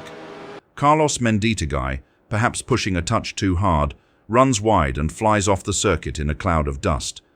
Fortunately, both driver and car escape serious damage, and the Argentine rejoins, though now relegated to the penultimate spot, with a long road ahead. Meanwhile, Stuart Lewis-Evans is on a mission. With steely focus, he launches a bold attack, first sweeping past ℏ𝔼𝔼𝕋, and then, in a sensational lap, dives past ℾ𝔼𝔼𝕋 as well, making up 2 places in one mighty charge.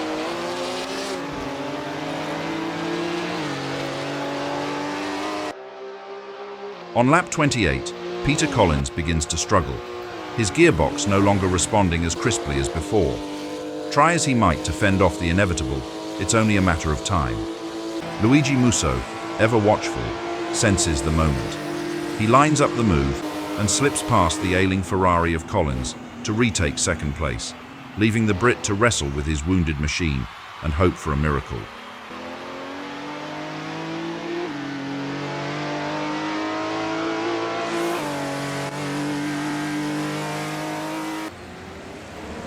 By lap 30, ℏ𝔼𝔼𝕋's Maserati begins to lose its voice.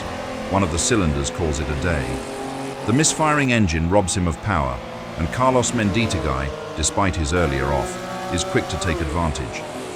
The Argentine storms past the limping American and regains a spot in the midfield. Lap 31, and Stuart Lewis-Evans brings the Vanwall into the pits, reporting that the steering has become alarmingly stiff. For safety's sake, the second Vanwall is withdrawn from the race. Disappointing, but a wise decision given the treacherous nature of Rouen's fast curves. ℾ𝔼𝔼𝕋, having fought so valiantly earlier, is forced to bow out as well. His Maserati finally gives up the ghost in a spectacular puff of mechanical surrender. The engine quite literally explodes, sending the Argentine to the sidelines and leaving just 7 cars still circulating at Rouen. A brutal attrition rate today. This race is turning into a test of survival. On lap 32, a bit of strategy at Cooper. Mike McDowell pulls into the pits and steps out of the car, handing the tiny machine over to Jack Brabham.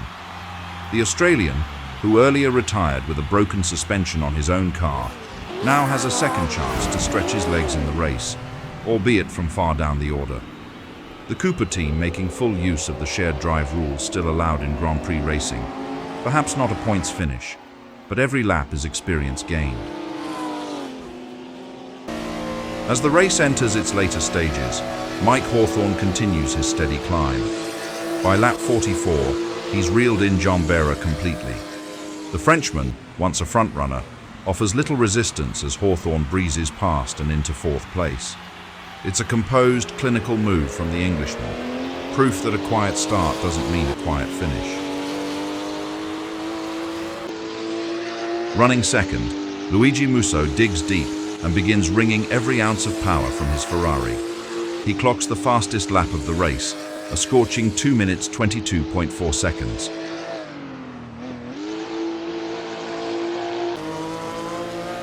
After a spectacular start to the race, Jean-Bérard's Maserati finally gives out on lap 69, its engine sputtering to a stop. The thrilling early moments of the French Grand Prix come to a crushing end for Bérard, as he's forced to park up by the side of the road. The Frenchman's hopes for a strong finish are dashed, another victim of the unforgiving demands of the race.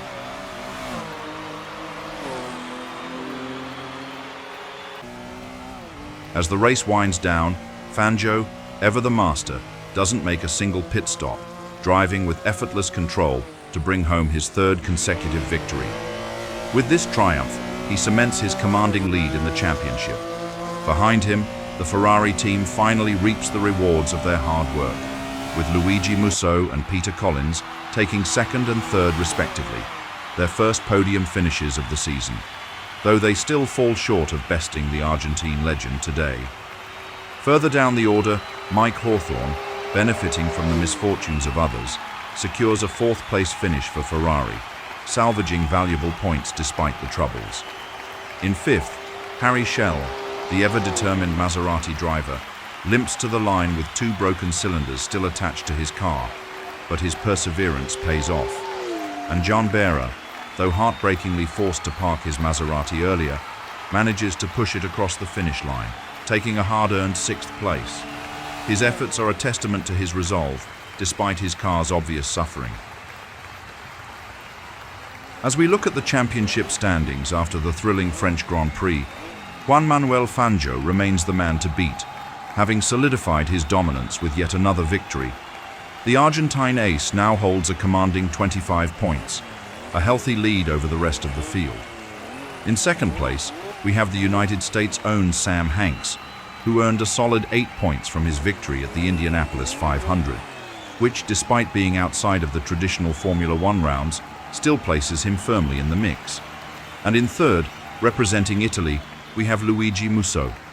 His strong second-place finish in France brings him to 7 points, a respectable tally that keeps him in contention, but still a good distance from Fangio's towering lead.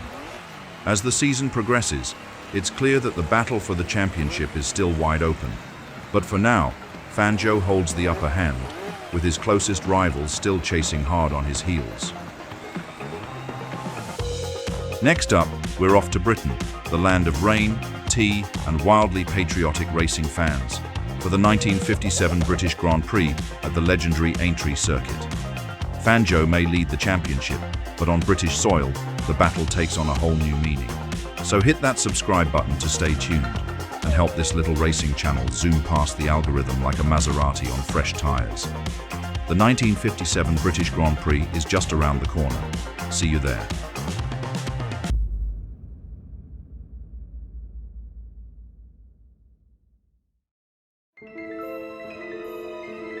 At Aintree, it's all down to horsepower. For centuries, the thundering of hooves has echoed through the fields of Liverpool. As far back as Tudor times, the locals gathered for a flutter and a roar. But it was in 1829 that the Aintree racecourse first officially opened its gates to the public. And what a gate it opened. Home to the Grand National, the most grueling steeplechase in the world, where man and beast would tackle fences with names like Bescher's Brook and the Chair. But times change, and so does horsepower. Fast forward to the roaring 50s, and the same patch of green English turf was suddenly filled with a very different breed of racer. No more saddles, just stitched leather bucket seats, a growl of engines, and drivers who'd rather fly than gallop. In 1955, Aintree welcomed its first Formula One Grand Prix. Today, the great Aintree circuit blends the elegance of old racing tradition with the brutal pace of modern motorsport. A flat and fast track built partly around the horse racing route, it's as British as tea and as unpredictable as the weather. And in 1957, it's more than just a home Grand Prix. It's a proving ground for British engineering, British bravery, and British belief that perhaps, just perhaps, this year is finally the year. This race is the fifth round of the 1957 Formula One World Championship. We are exactly halfway through the season. The title race is heating up, the teams are sharper than ever, and every corner of Aintree could make or break a contender's dream of lifting that coveted crown. And here's one for you. How many horsepower does a real horse actually have? You might think, well, obviously one. It's in the name. But nope, a healthy horse can actually produce anywhere from 8 to 15 horsepower in short bursts. That's right. It turns out one horse is actually several horses? Makes you wonder what unit of measurement James Watt was up to. Let us know in the comments if you got it right, or if you've got a better unit idea than horsepower. So settle in, dear viewers, for the gallop has become a Grand Prix, and the road ahead is fast, furious, and fantastically British. But before the engines roar at Aintree and the Union Jacks flutter for the 1957 British Grand Prix, we must first take a moment to look back, just 6 days ago, to a race that should have been a celebration of speed and spirit, but ended up as a haunting reminder of the sport's darker side. The 1957 Reims Grand Prix, a non-championship Formula One event, was held at the historic Reims circuit in the heart of the Champagne region. On the surface, it was a triumphant day for Luigi Musso, who stormed to victory in a display of pure Italian flair and bravery, a much-needed success for Ferrari in a turbulent season. But the shadow of tragedy loomed large. On that same weekend, the joy of racing was shattered during the first Coupe de Vitesse, a Formula 2 support race, when not one, but two drivers, Bill Whitehouse and Herbert Mackay-Fraser, lost their lives in separate, devastating accidents. Whitehouse, a 48-year-old British privateer and family man, was a familiar face to British racing fans. Humble, determined, and always ready to race, no matter the odds. Mackay-Fraser, just 35, was a rising star of American racing, known for his fearlessness and ambition. His career had barely begun to blossom. Both men died doing what they loved, but their passing is a stark reminder of just how unforgiving motorsport once was, where courage was the only safety device, and speed often came at the highest cost. As we prepare to revisit the thrill of the 1957 British Grand Prix, we do so with full respect and reverence for those who paved the way, and for those who paid the ultimate price.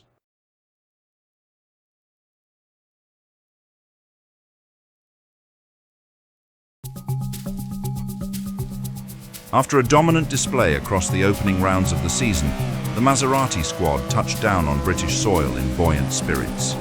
3 races, 3 victories, and with the championship tied very much in their favour, the men from Modena were keen to press their advantage further. Leading the charge, of course, was none other than Juan Manuel Fangio, the quiet storm from Balcarce, Argentina.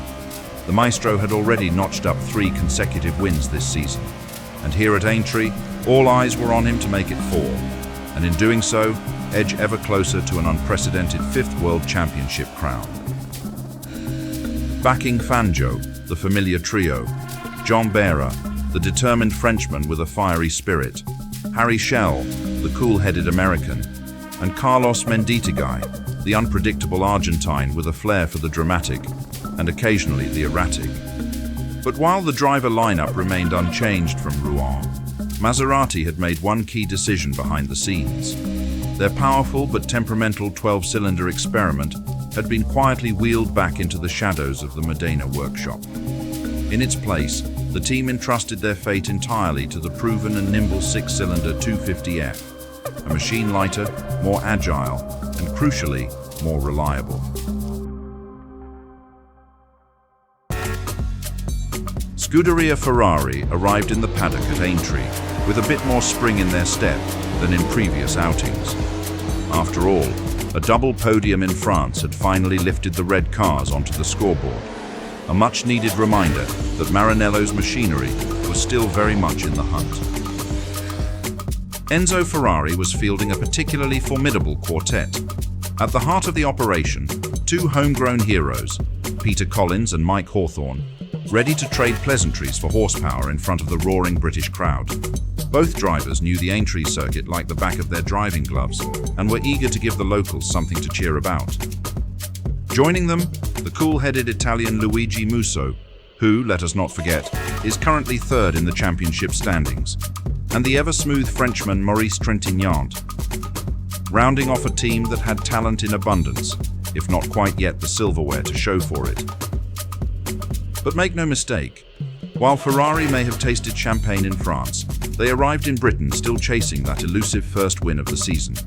And on British soil, with the likes of Fangio and the surging Vanwalls on their heels, or rather just ahead, that challenge would be anything but straightforward.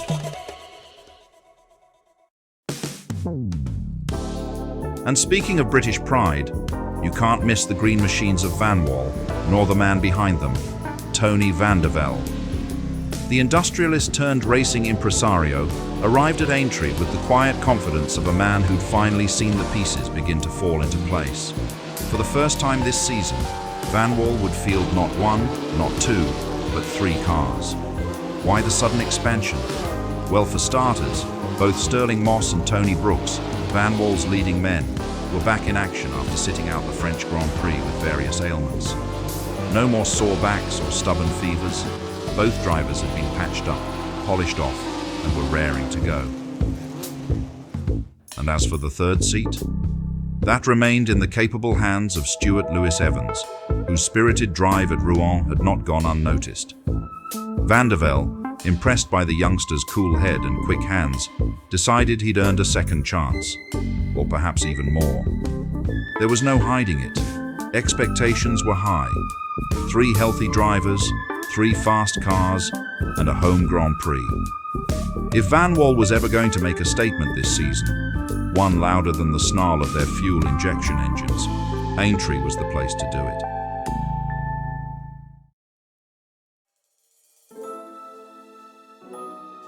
For the BRM team, the lead-up to their home Grand Prix was marked not by anticipation, but by mourning. ℏ𝔼𝕼𝕋𝕼, the young American who had impressed so many in his debut at Rouen, was lost in a fatal accident during a Formula 2 race at Reims. A rising talent, gone before the world could truly see his potential. It was a crushing blow to the Bourne outfit, a team already no stranger to setbacks. Yet despite the grief, BRM chose not to step away. Team principal Alfred Owen, resolute in his vision, pressed on, not out of stubbornness, but out of duty. A home Grand Prix demanded their presence. So the team arrived at Ⅎ𝔼𝔼𝕋𝕀 with 2 of their P25 machines, the flame still flickering, if not yet roaring. Behind the wheel were 2 British drivers, Les Leston, making a long-awaited appearance, and Jack Fairman, the ever-dependable tester with nerves of iron. No lofty ambitions, no grand expectations. Just 2 cars, 2 drivers, and a team trying to stay the course through difficult waters. And then, there's Cooper. Still the mischievous underdog of the paddock, the Surbiton squad once again rolled up to Ⅎ𝔼𝔼𝕋𝕀 with their rear-engined oddities. Tiny, nimble, and still very much not to be underestimated. While the big factory teams focused on raw power and high drama, Cooper's approach was more cheeky. Lightweight cars, clever design, and just enough horsepower to make the big names sweat. Leading the charge was Jack Brabham, the tough-as-nails Australian who had developed a habit of wrestling his Cooper further up the order than anyone expected. And alongside him, making up a formidable 2-man effort, was Roy Salvadori, fast, fearless, and very much at home on British tarmac.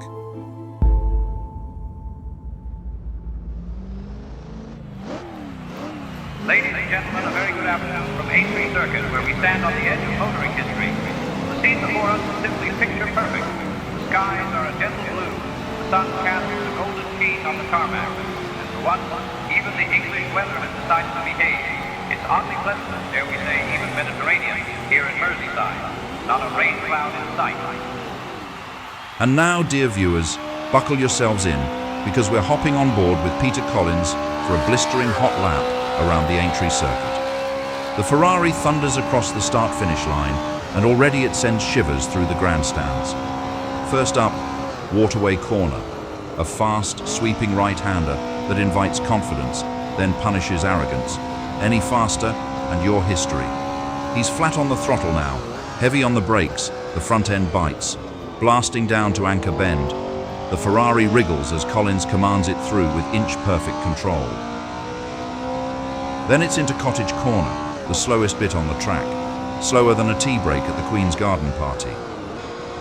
Collins muscles the car around it, the engine begging to be let off the leash.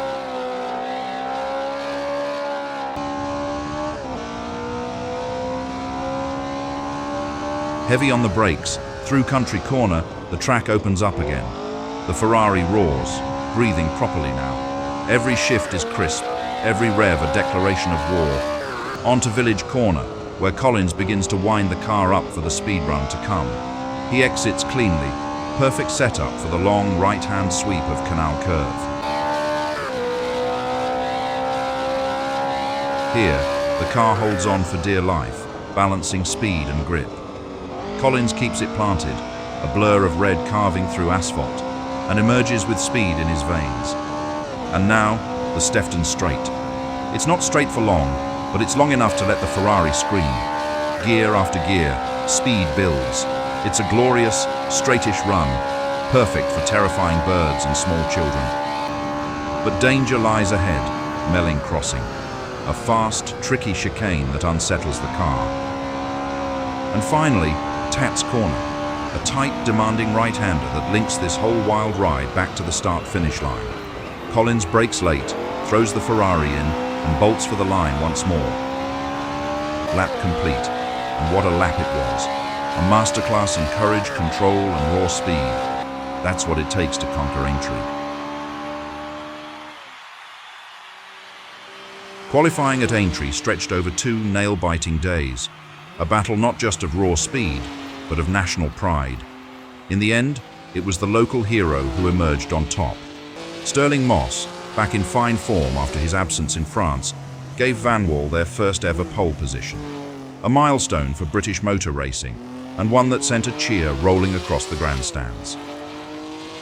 But Vanwall weren't done yet. Just 2/10 adrift was the quiet and composed Tony Brooks, claiming third place and reinforcing the team's newfound might. Sandwiched between the 2 British Green Bullets was Gian Bera, the surprise star of Maserati this weekend, who matched Brooks' time to snatch a spot on the front row. It wasn't Fangio flying the Maserati flag this time, but Bera, quick and relentless. And what of the great Fangio himself? The world champion looked uncharacteristically off balance at Aintree, finding only the second row and 4th place, a full 4/10 behind Moss. Not a disaster by any means, but not the kind of form we've come to expect from the maestro. Behind them, Ferrari's weekend continued in shades of red, but not the victorious kind. Mike Hawthorn salvaged 5th place, but the rest of the Scuderia trailed behind. Musso, Collins, and Trintignant scattered down in 8th, 9th, and 10th. Even 𝔾ℝ𝔼𝕼𝔋𝕼 managed to slip a Maserati between them, underlining just how much work the Italians had ahead. As for BRM and Cooper, well, their hopes for home glory would have to wait. BRM's P25s were hobbled by brake issues, while the Coopers, brave and clever as always, simply lacked the horsepower to play with the big boys over a long lap like Aintree.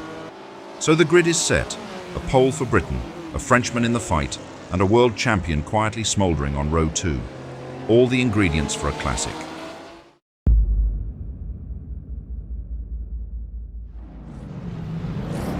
All eyes now turn to the grid, where the finest machines of Europe are lined up, engines murmuring, drivers motionless with concentration.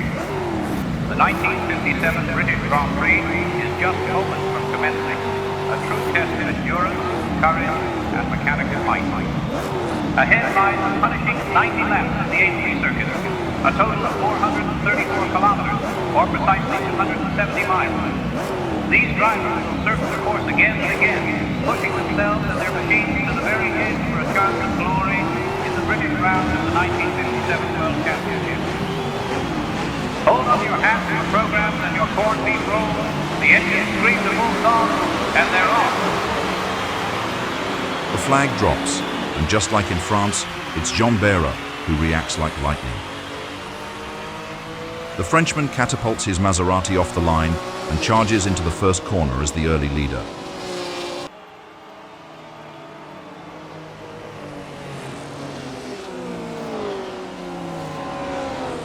But hold on to your Trilby hats, because the British crowd doesn't have to wait long.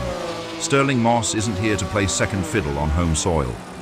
Before the end of the very first lap, 𝔼𝔻 dives ahead of Behra with a daring move. A home driver in the lead, a Vanwall at the front. Could this be the start of something historic? Juan Manuel Fangio, usually a slow starter by nature, delivers what might be the worst getaway of his entire glittering career. His Maserati seems to bog down just enough to invite the wolves, and they come swarming. By the time the field roars through the opening corners, Fangio has been swallowed up by the pack, falling all the way back to 8th place. Sure, we've seen the maestro fumble the opening meters before. It's almost part of the show by now. But this is uncharted territory. Even Fangio himself must be blinking in disbelief. And here comes Juan Manuel Fangio, the maestro himself, slipping into his scarlet Maserati 250M, more precisely the latest T2 variant. It's got a glorious 2.5-liter V6 engine that screams up to 9.3 thousand RPM and turns out a tidy 310 horsepower. Maybe it's the roar of the British crowd. Maybe it's the thought of someone else stealing the headlines on home soil. Whatever it is, Hawthorne's foot goes heavier, and the Ferrari finds its stride. Closing in on Tony Brooks, Hawthorne picks his moment with the precision of a surgeon. A smooth, elegant overtake, and a clear reminder that Ferrari's not here just to fill the grid. 𝔼𝔼𝔋𝕶𝕻 and ℏ𝔼𝔼𝕋, teammates on paper. The two go wheel to wheel in a flurry of sound and smoke, jostling for position like it's the last lap, not the third.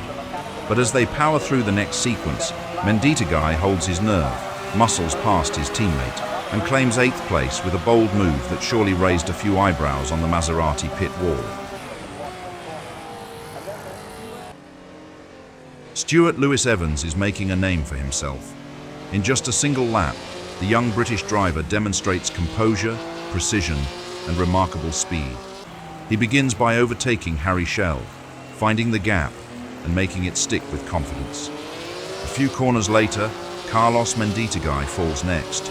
Despite the Argentine's aggressive defense, Lewis Evans holds his line and moves ahead cleanly.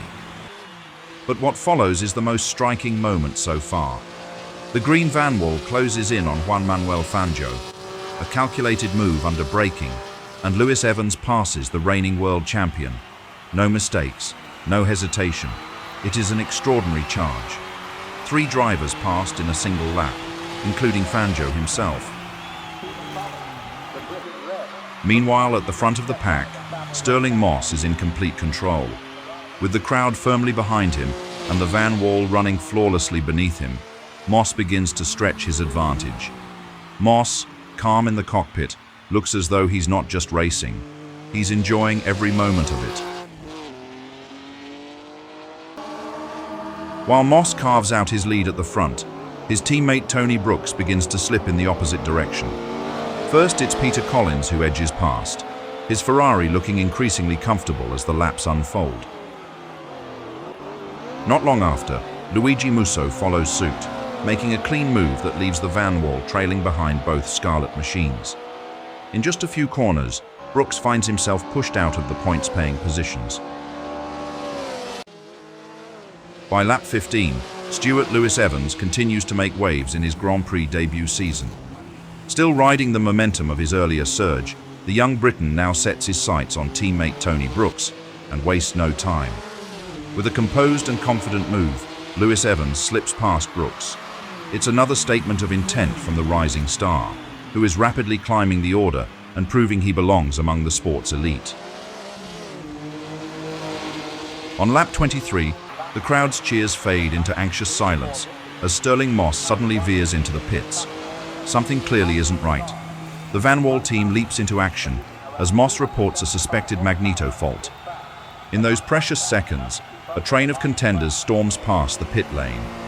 John Behra, ever consistent and fast in his Maserati, inherits the lead. But on the very next lap, it becomes clear the issue hasn't been solved. The misfire persists. 𝔻is still losing power. With frustration mounting, he pulls into the pits once again. Team owner Tony van der Velde steps forward. "You'll be back out," he tells him. "We'll get you another car." On the next lap, the Vanwall pit signals Tony Brooks to come in. Without delay, the young Brit pulls into the pits, not for repairs, but for something far more strategic. In a swift and rehearsed maneuver, Brooks steps out, handing over the cockpit to 𝔼𝔻𝔻𝕋𝕀ℕ𝔾𝕊. He rejoins in 7th place, the crowd rising once again, sensing that the story is far from over. Now armed with a healthy car and still plenty of laps ahead, 𝔻sets off with a clear goal, to claw his way back to the front.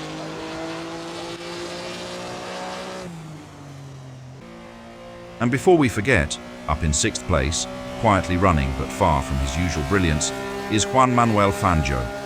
His car is healthy, no mechanical gremlins, no pit stops, just the cold reality of being outpaced. For a man with 4 world titles and 3 wins already this season, this is a surprising, even lackluster showing. Whether it's the circuit, the conditions, or something else entirely, the maestro of Maserati has yet to find his rhythm here at Aintree. And with the laps ticking by, the question starts to form. Has the champion simply had an off day, or is there more to this story still to come? On lap 31, 𝔼𝔻𝔻𝕻 finds his rhythm. Now fully settled behind the wheel of Tony Brooks' Vanwall, the British ace begins to unleash his full pace. He extracts every ounce of performance from the car, lap after lap. This time, he crosses the line in 1 minute, 59.2 seconds, the fastest lap of the race so far.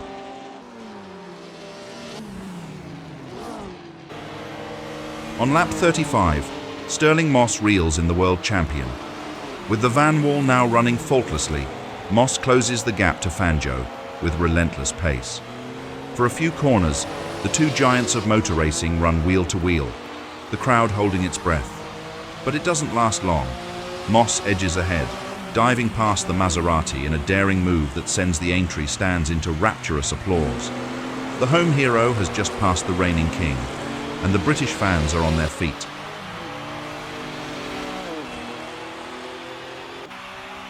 On lap 36, it's all over for Carlos Mendietaguy. His Maserati begins to lose drive, and within moments it's clear the transmission is gone. Every gear fails to respond, leaving the Argentine stranded with nothing more to do than coast into retirement.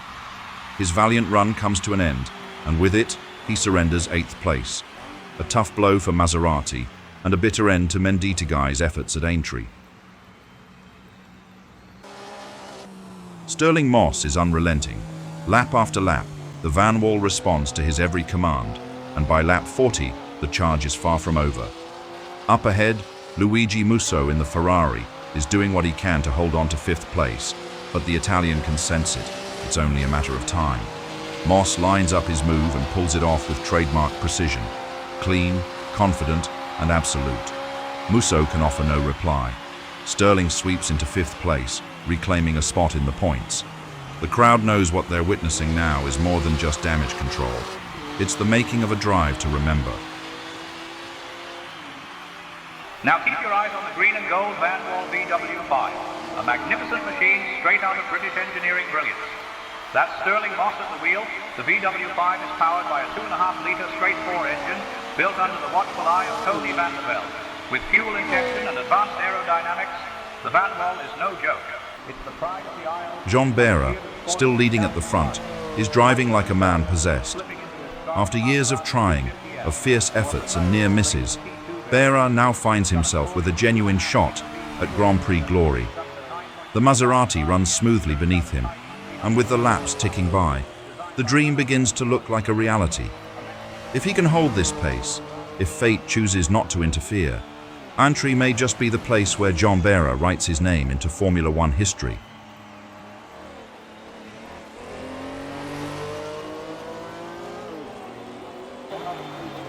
Lap after lap, Stirling Moss continues his spectacular comeback.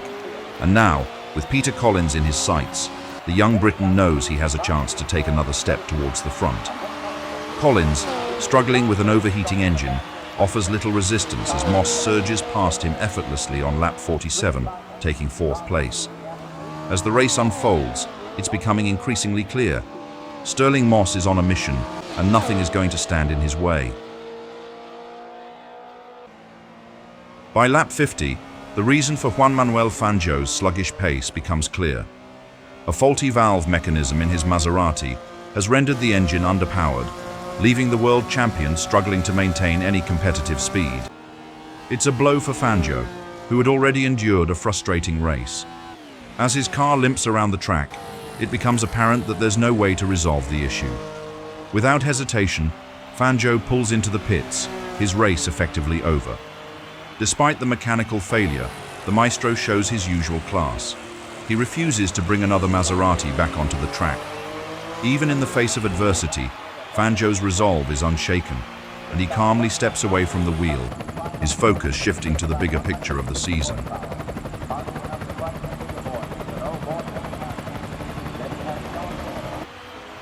On lap 54, Peter Collins is left with almost no coolant in his Ferrari, and it's clear that his race is over. He pulls into the pits, and with that, his hopes of securing a strong finish vanish. But this opens the door for his teammate Luigi Musso, who moves up to 5th place. On lap 70, Jean Behra's dream of securing his first Grand Prix victory shatters in an instant. As he powers through the track, disaster strikes. His transmission fails, and with it, his hopes of making history at Aintree. The gears refuse to cooperate, and the Frenchman has no choice but to pull over to the side of the track, his heart sinking as the realization hits.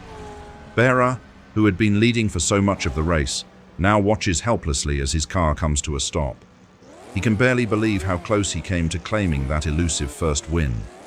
It's a crushing blow for the driver, who had battled so hard and shown such promise. But the real surprise comes a lap later. Stirling Moss, having already shown incredible resolve in his comeback, catches up to the battling duo of Mike Hawthorn and Stuart Lewis-Evans.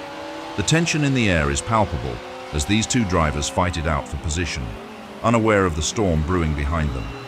Moss, with his relentless pace, closes in, and he picks the perfect moment to strike. In a move that seems almost choreographed, Moss makes his move in one fluid motion.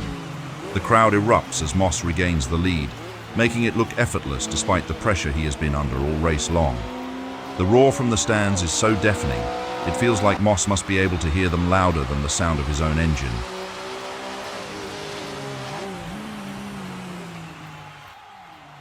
And dear viewers, as we reach the final lap of this extraordinary contest, it is Stirling Moss who emerges from the storm of competition to take the checkered flag first.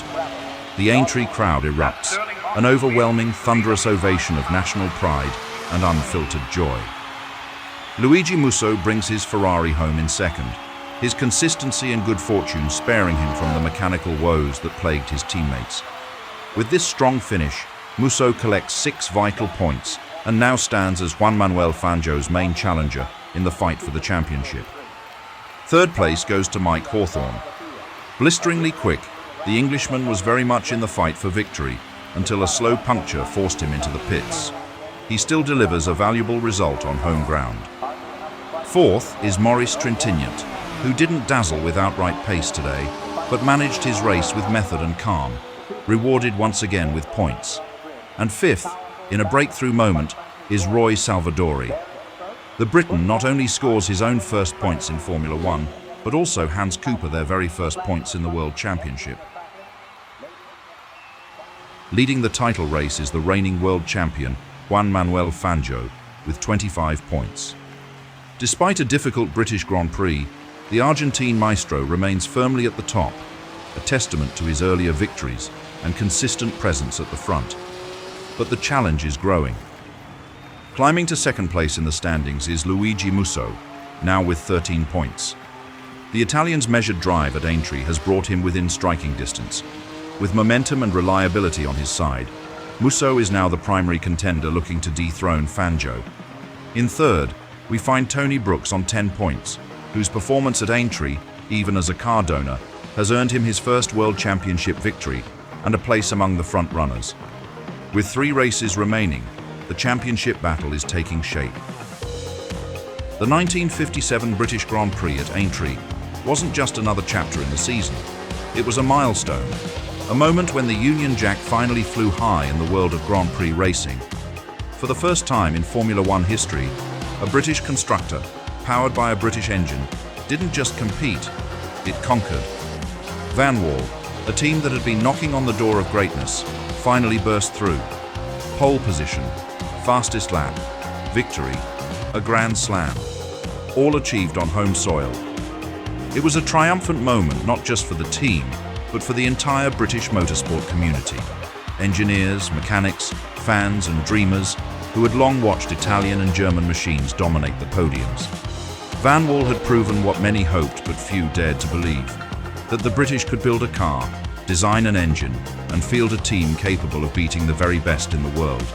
And they did it not with borrowed parts or foreign know-how, but with British talent.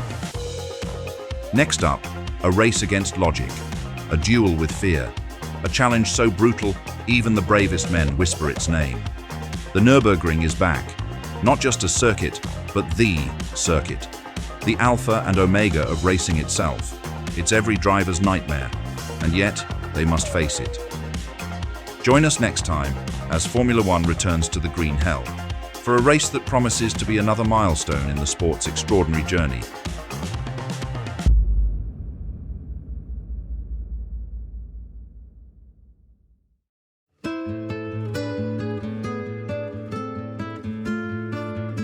It's round 6 of the 1957 Formula One World Championship, and the stakes have never been higher.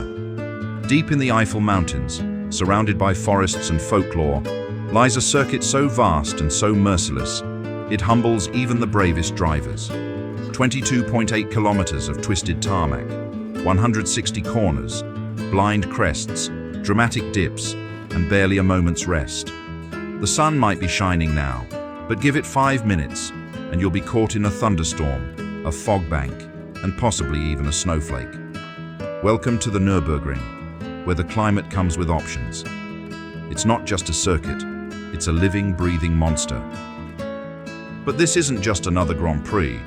No, this race promises to be one for the ages, a contest so intense, so brutally demanding, it will be talked about for generations.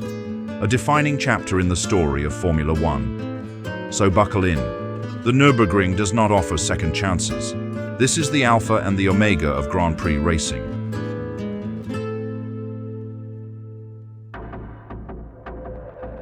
At this point in the championship, let's not beat about the bush. It's been the Fangio and Maserati show, with the rest of the grid rather stuck in supporting roles, whether they like it or not. Out of just 4 appearances, Fangio has helped himself to 3 resounding victories, each one delivered with the effortless cruelty of a man who appears to have solved Formula One, as if it were a particularly elegant maths problem. This, dear viewers, is not just dominance. This is the very apex of both Juan Manuel Fangio and Maserati's Grand Prix careers, the kind of form that makes historians lean back in their chairs, sip their tea thoughtfully, and mutter, "Now that was a season." Of course, all roads now lead to the Nürburgring, the colossal beast of a circuit nestled in the Eifel Mountains. And this particular Grand Prix would go on to become one of the most unforgettable in motor racing lore, a mad dash against physics, terrain, and time itself. But we're getting ahead of ourselves. History can wait a few minutes. For now, let's turn our monocles towards the paddock and examine the fine ensemble of teams and drivers brave enough to challenge Fangio's stranglehold. Ferrari has arrived to the ring with a broken formula. The Ferrari 801, glorious to behold and noble in lineage, is, lest we forget, a car born in 1954. And while it's had more updates than a troubled Italian opera, it remains at heart a relic of a previous era. Gone are the glory days of 1956, where it could still put up a proper fight. In 1957, the machine has begun to show its age in the most inconvenient places: the stopwatch, the corners, and the constructors' standings. The Vanwall team arrived in the Eiffel Mountains riding high on the fumes of national pride.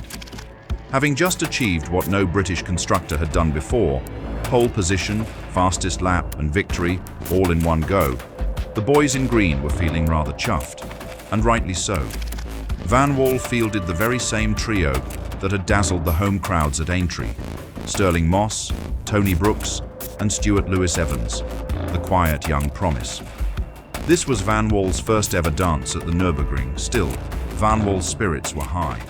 The British team came not just to participate, but to prove that Aintree was no fluke, that the Vanwall was not merely a fast car on home soil, but a proper contender on the world's most fearsome circuit. With a surprisingly low number of Formula One entries submitted for the 1957 German Grand Prix, the organisers took the practical decision to bolster the grid by inviting several Formula 2 competitors. The expanded entry list paved the way for the renowned German marque Porsche to make its long-awaited appearance in the World Championship context.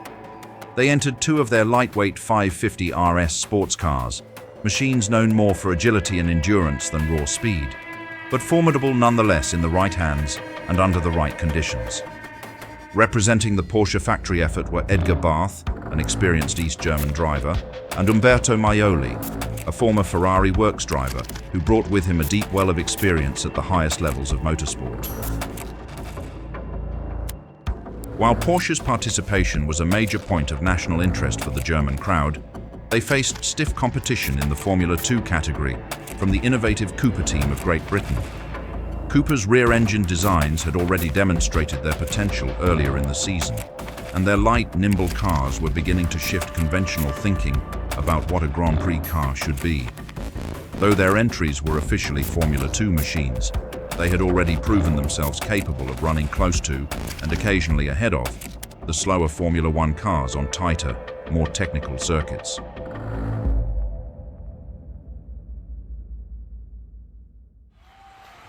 Bei perfektem Wetter gab es keine Ausreden und mit staubtrockener Strecke und steigenden Temperaturen würde die Strategie eine entscheidende Rolle spielen.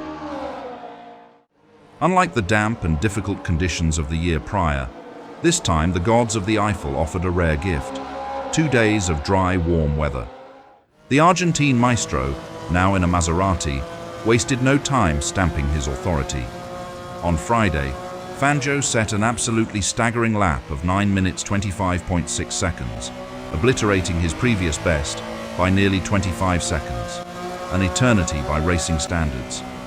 It was more than a benchmark, it was a message. Behind him, the Maserati team's preparations were anything but idle.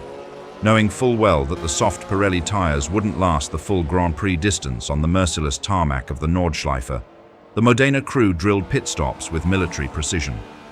Under the stern gaze of team manager 𝔾ℝ𝔼𝔼𝕋, they managed to bring refueling and wheel changes down to an impressive 30 seconds, a figure as important as lap time in the long contest ahead.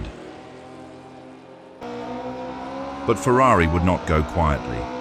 Their top performer in qualifying was Mike Hawthorn, who once again proved that his blend of flair and bravery could unsettle even the most dominant foe.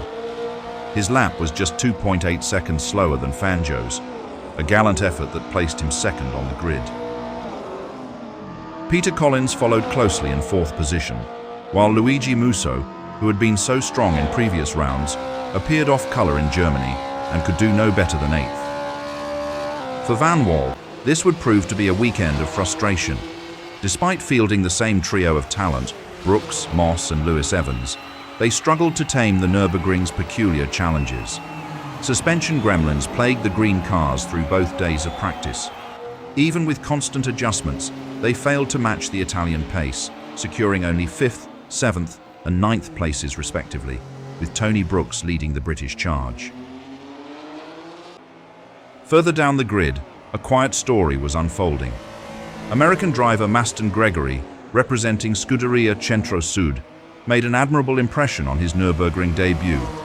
Despite limited experience on the Nordschleife, Gregory showed remarkable composure and speed, outpacing his more seasoned German teammate and clinching a spot in the top 10.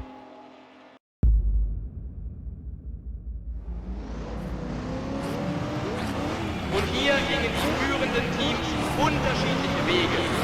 Ferrari und Vanwall, vielleicht ein Vertrauen auf Konstanz und mechanische Standfestigkeit, wählten den konservativen Ansatz. Volle Benzintanks von Beginn an, keine geplanten Stopps. Maserati hingegen entschied sich für einen mutigeren Kurs. Mit halbvollen Tanks und weicheren Pirelli-Reifen setzte die Mannschaft aus Modena auf Tempo und auf einen einzigen präzise ausgeführten Boxenstopp. Vor ihnen lagen 22 erbarmungslose Runden über den Nürburgring. Insgesamt 501 Kilometer oder 311 Meilen. Ein Test nicht nur der Geschwindigkeit, sondern des Überlebens. Hier zögern selbst die mutigsten und nur die Größten bestehen. Meine Damen und Herren, halten Sie den Atem an. Der Moment ist gekommen. Die Motoren heulen auf, die Flagge ist oben. Und der große Preis von Deutschland 1957 startet jetzt.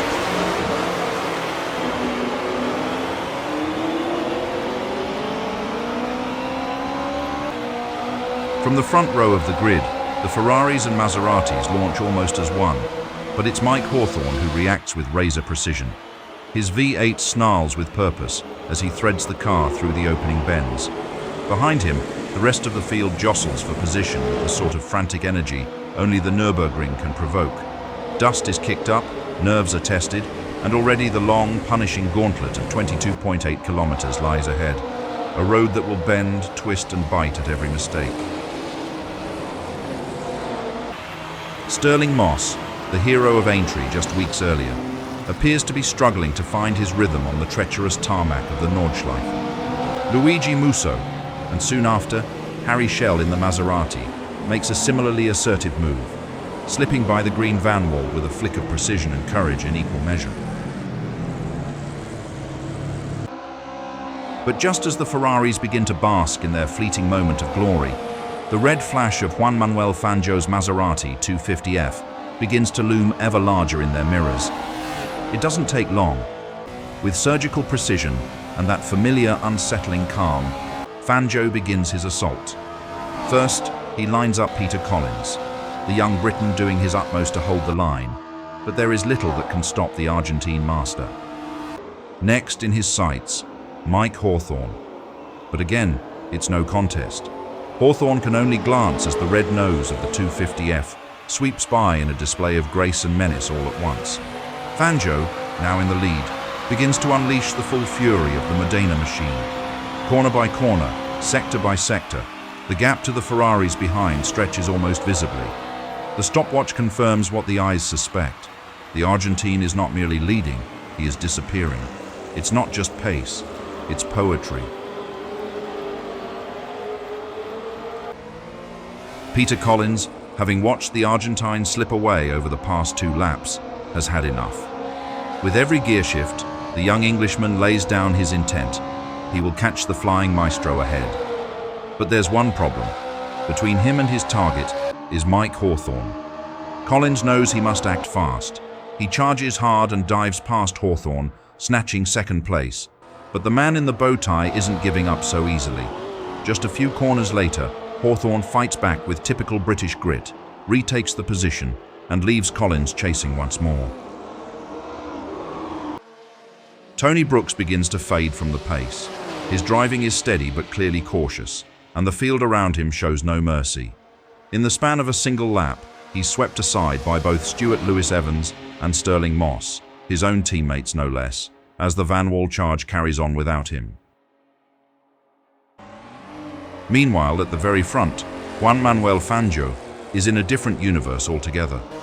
While others wrestle their machines through the twists and terror of the Nordschleife, Fangio doesn't seem to fight the Nürburgring. He dances with it. Every lap, he adds precious seconds to his lead, gliding through the 14 miles of fearsome tarmac as if it were a casual drive through the Black Forest. You might say he's not even racing opponents anymore. He's racing time itself. And given that none of his rivals are in sight, one could forgive the man for thinking it's just another sunny Sunday in Germany.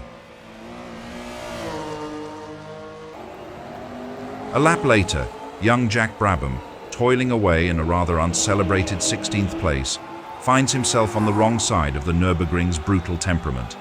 His little Cooper, brave but outgunned, begins to cough and splutter with transmission problems, and the Australian pulls into the pits, his race over. Lap 10, and it's time for the first tactical chess move of the afternoon. 𝔻ℝ𝔼𝕋 becomes the first of the Maserati men to duck into the pits for his scheduled stop.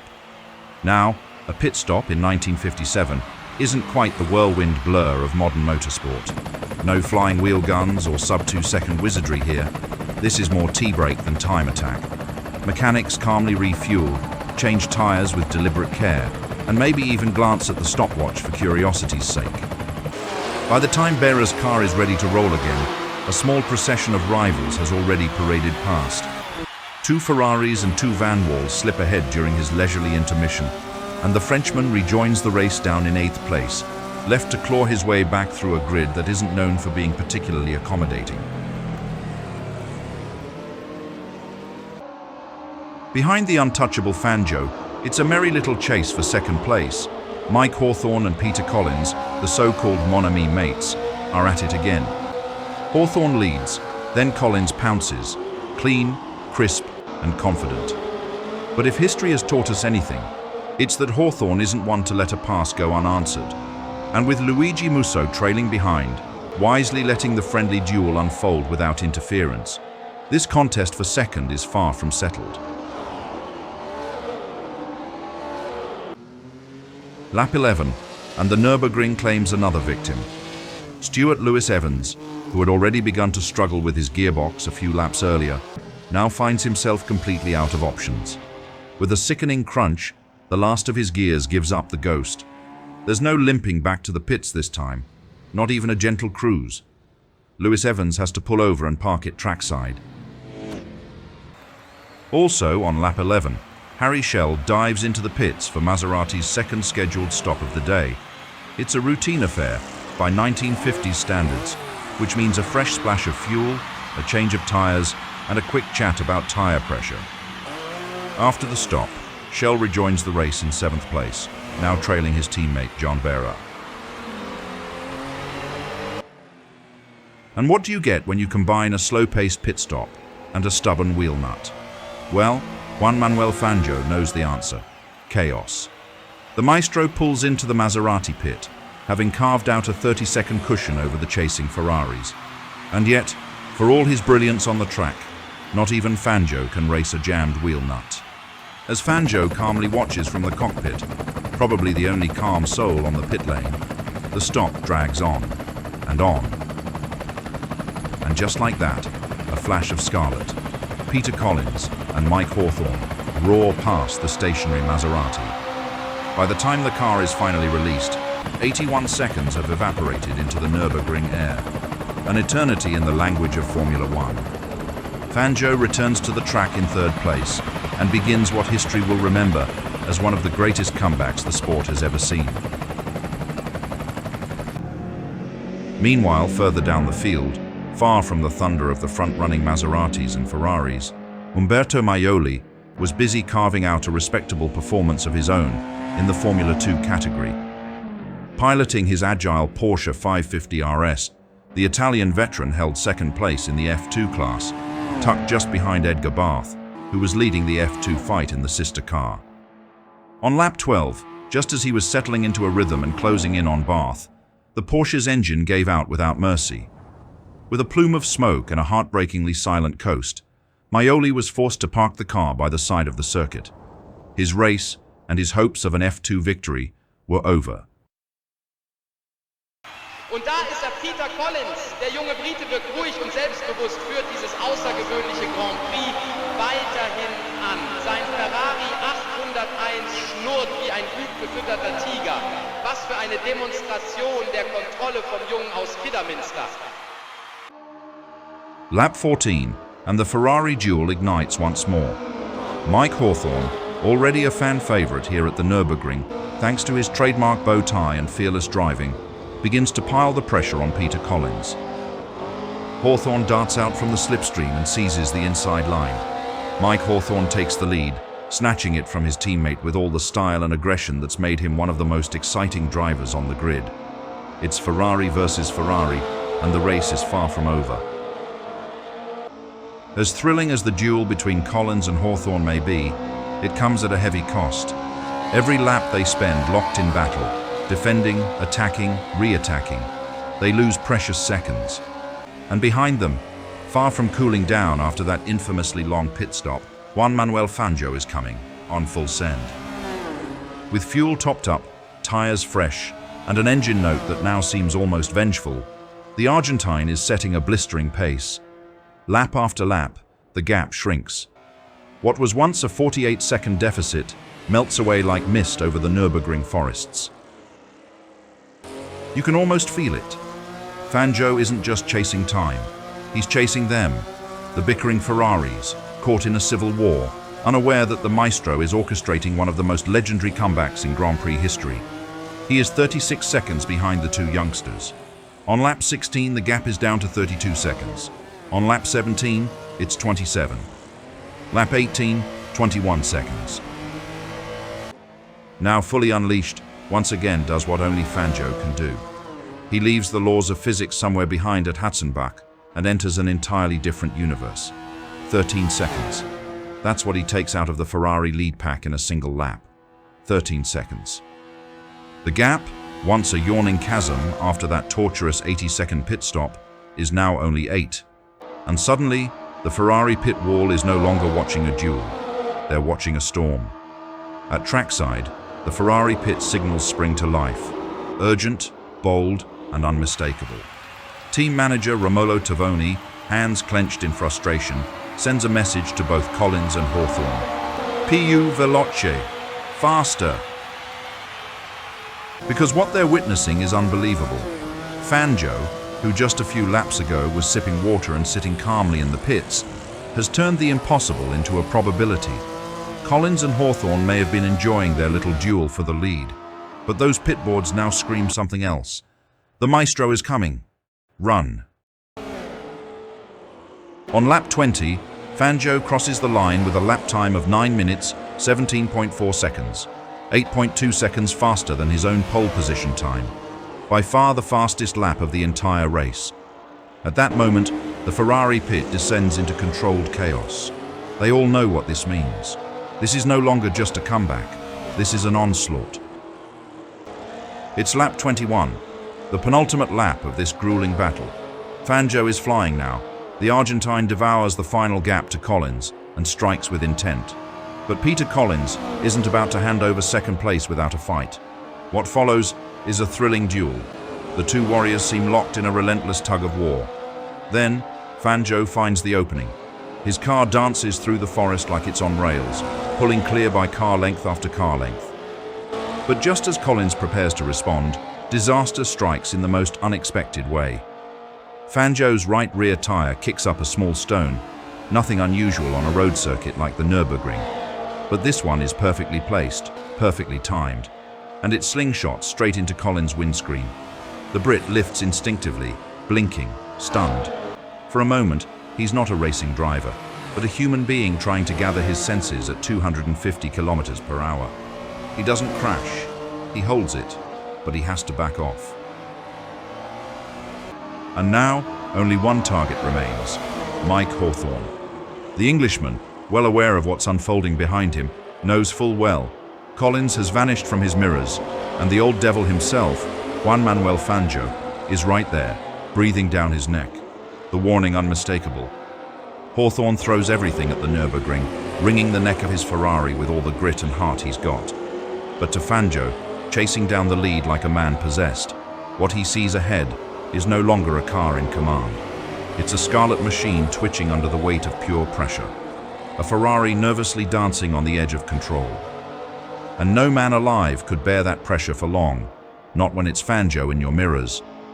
The four-time world champion closes in with frightening calm, shadows Hawthorn's every move, and then, without a moment's hesitation, strikes. If Fangio gets past Hawthorn, it's all over.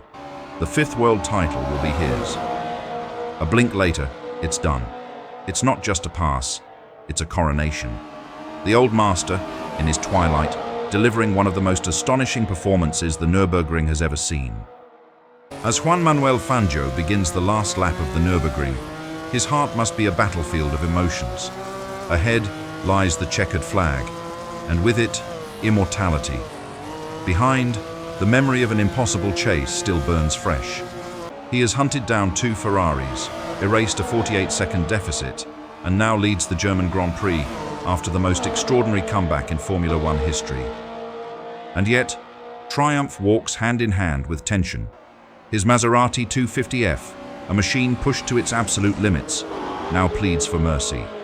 Fangio, ever the master of machinery, senses every vibration, every flicker of resistance. The tires are worn, the brakes are cooked, and the gearbox has been through a storm. The crowd, sensing the climax of something historic, rises in unison. As he exits the final bend and charges down the long straight, the grandstands are already roaring. Juan Manuel Fangio crosses the finish line, and the world changes. A 5-time world champion. 5. An achievement so staggering, so untouchable, it feels like fiction. But here it is, wrapped in flesh, sweat, and steel. In second place, after a valiant and spirited drive, comes Mike Hawthorn. For much of the race, he battled not only his teammate, but also the old devil himself, Juan Manuel Fangio. Hawthorn emerged not as a defeated man, but as a respected warrior, one who had played his part in one of the greatest races the Nürburgring has ever seen. Third place goes to Peter Collins, who shared the honor and the burden of leading the Scuderia's charge. Collins too was passed by Fangio in the latter stages, but not without offering resistance. He may have surrendered position, but not pride. In fourth, we find Luigi Musso, the quiet craftsman of Ferrari. While the cameras and commentators followed the duels up front, Musso executed a clean and focused race. He avoided mechanical issues, stayed out of the fray, and brought his car home where others faltered. And finally, in 5th place, Stirling Moss. While he never truly factored into the battle for victory, his presence in the top 5 is a testament to his never-say-die attitude. With 6 rounds completed and just 2 remaining, the shape of the 1957 World Championship is all but settled at the top, yet wide open just behind. At the summit, untouchable, unshaken, and now crowned for the 5th time, stands Juan Manuel Fangio, the man who redefined the limits of racing. With 34 points, the Argentine's triumph is already mathematically unassailable. From Buenos Aires to the Nürburgring, Fangio demonstrated both supreme skill and veteran cunning. His comeback at the German Grand Prix will be spoken of for generations to come. He is, officially, the 1957 Formula One World Champion. 5 titles, an unprecedented milestone.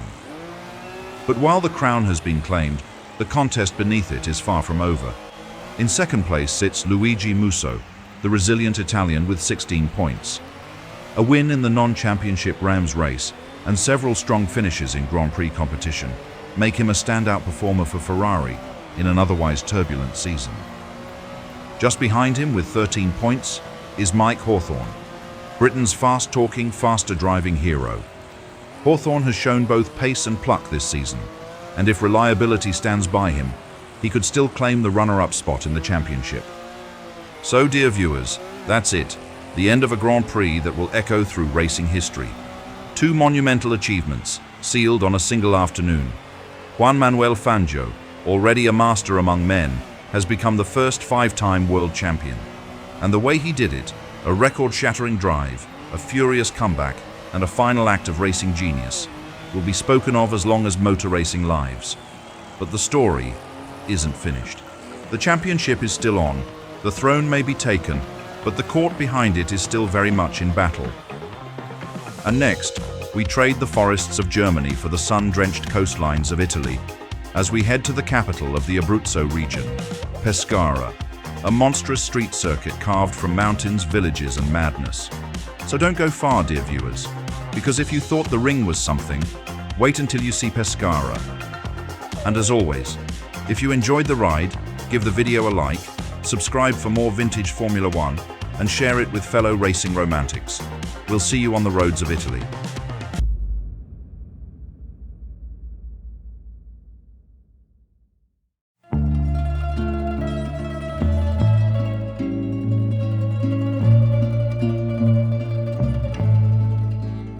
Dear viewers, this is round 7 of 8 in the 1957 Formula One World Championship, and today we find ourselves in one of the most extraordinary, demanding, and downright dangerous circuits ever devised for motor racing, the formidable Pescara Grand Prix.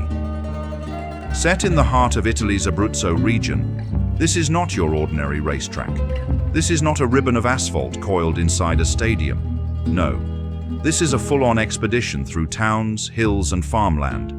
The Pescara circuit was carved not from ambition, but from sheer madness.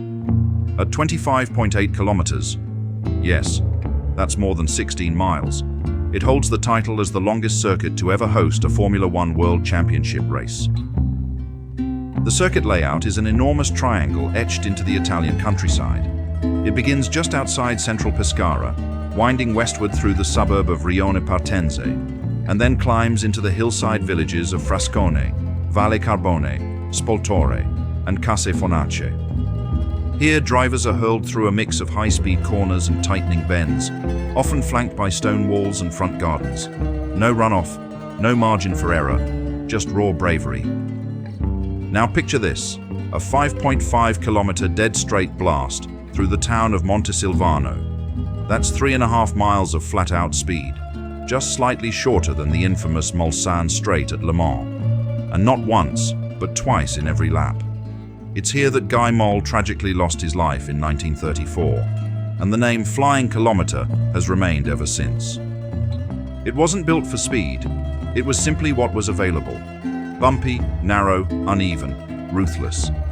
Even Enzo Ferrari himself refused to send his cars to race here in earlier years, citing the unacceptable danger to his drivers. In fact, this was the first Formula One circuit to introduce an artificial chicane, a makeshift kink installed in 1934 on the long start-finish straight, purely to slow cars down before they reached the pits at full chat. Safety in those days was often improvised, and rarely enough. The Pescara Grand Prix has a long and storied past.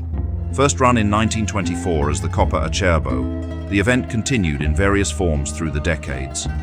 Several non-championship Formula One races were held here in the early 1950s, but 1957 marked its only official appearance on the World Championship calendar. This, ladies and gentlemen, is Pescara, the longest circuit in Formula One history, a cathedral of speed, a relic of a wilder age, and today it will once again test the courage, endurance, and brilliance of the world's greatest drivers.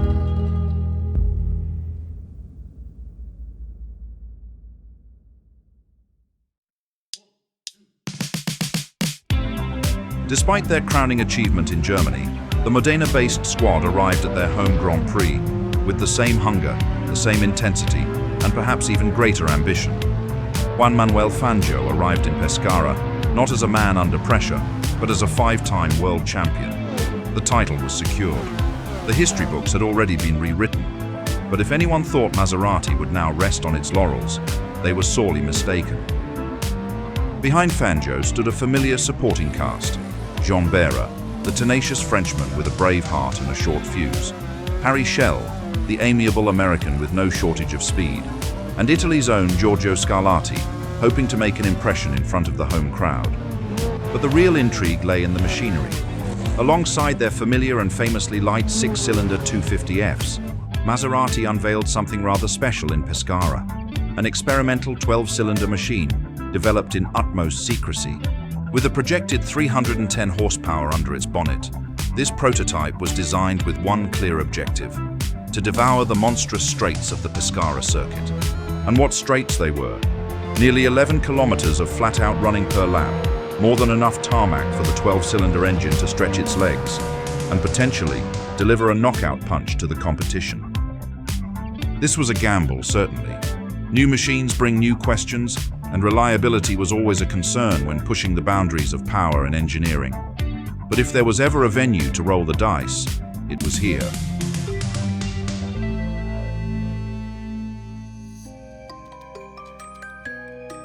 Having already seen their championship hopes evaporate under the Nürburgring sun, Scuderia Ferrari arrived at Pescara not with fire in their belly, but with fresh bruises on their pride. The Ferrari 801, noble as it was in lineage, had struggled all season to match the might of Maserati's lighter, sharper machines. During the short break between the German and Italian rounds, Enzo Ferrari himself, the famously fiery and immovable Commendatore, found time to engage in a very public spat with both the Italian government and the Automobile Club of Italy. Pending the investigation for the deaths of 11 people at 𝔾ℝ𝔼𝔼𝕋 earlier that year, Enzo Ferrari was prosecuted on 11 counts of manslaughter. He stated that Ferrari would not compete in Pescara. Shock swept through the tifosi. No Ferrari at their home race? Impossible. But then, just days before the event, the clouds parted. In classic Ferrari fashion, the Commendatore had a change of heart, or perhaps simply decided to remind everyone that he could come and go as he pleased. Either way, Scuderia Ferrari would indeed appear at Pescara, but not in force. No grand four-car lineup, no great cavalry charge, just one lone warrior, Luigi Musso, entrusted with the only Ferrari 801 to take the grid.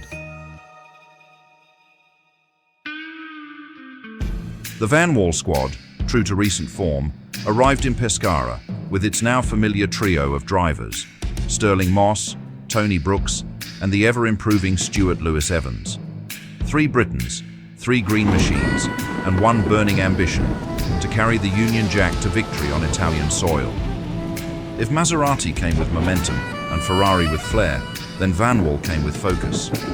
In the intervening fortnight, the Vanwall engineers rolled up their sleeves and turned their full attention to one particular weakness: the handling.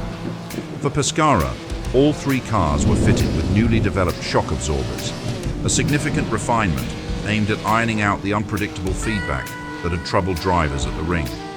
3 drivers, 3 Vanwalls, and a growing sense that the British team, still relatively young in the world of Formula One, might just be on the verge of something historic. The final factory team to join the grid for the Pescara Grand Prix was none other than the ever-innovative Cooper Car Company. The small British outfit, still very much a David among Goliaths, brought along 2 of their featherweight rear-engined Formula 2 machines, driven, as in previous rounds, by the determined Jack Brabham and the ever-game Roy Salvadori. Rear-engined, compact and astonishingly nimble, these curious little machines were still considered something of a novelty in the paddock.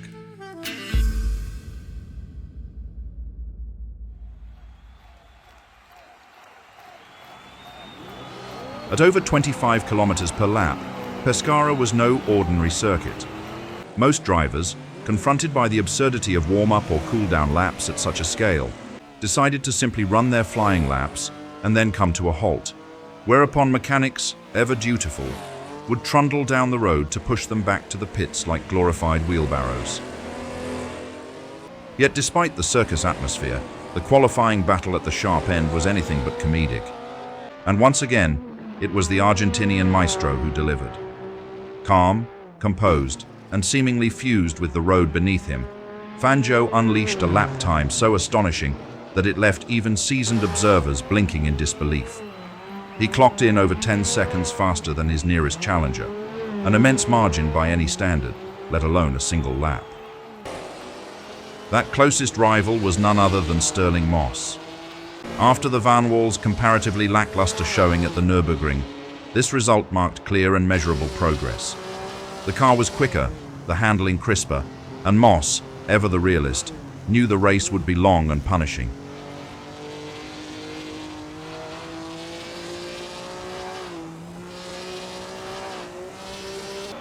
Ferrari's hopes rested squarely on Luigi Musso's shoulders, and to the delight of the tifosi, he didn't disappoint. Flying solo for the Scuderia, Musso pushed his Ferrari 801 to its limits on the coastal straights and narrow village lanes, securing 3rd on the grid. Behind them, Maserati's 𝔼𝕉𝕋 and ℏ𝔼𝔼𝕋 locked out the 2nd row, though their paths to those positions were far from smooth. Further down, the independent 𝔾ℝ𝔼𝔼𝕋𝕀ℕ𝔾𝕊 continued to punch above their weight. ℚ𝔼𝔼𝕋𝕀ℕ𝔼𝕋 and Joe Bonnier, both driving year-old Maserati machinery, put in polished performances, securing 7th and 9th respectively. And at the very rear, bringing up the field, were the Coopers. Jack Brabham and Roy Salvadori had made miracles happen earlier in the year with their nimble rear-engined F2 cars, but Pescara was a different beast. The massive straights punished their modest engines. The result was inevitable. The two little machines would start from the back, outgunned and outpaced.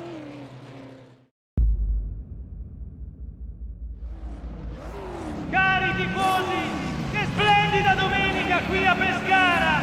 Il sole splende alto, la brezza dell'Adriatico accarezza le tribune e nell'aria, il profumo inconfondibile di parrotto appena sfornato e benzina da corsa. Cosa potremmo desiderare di più?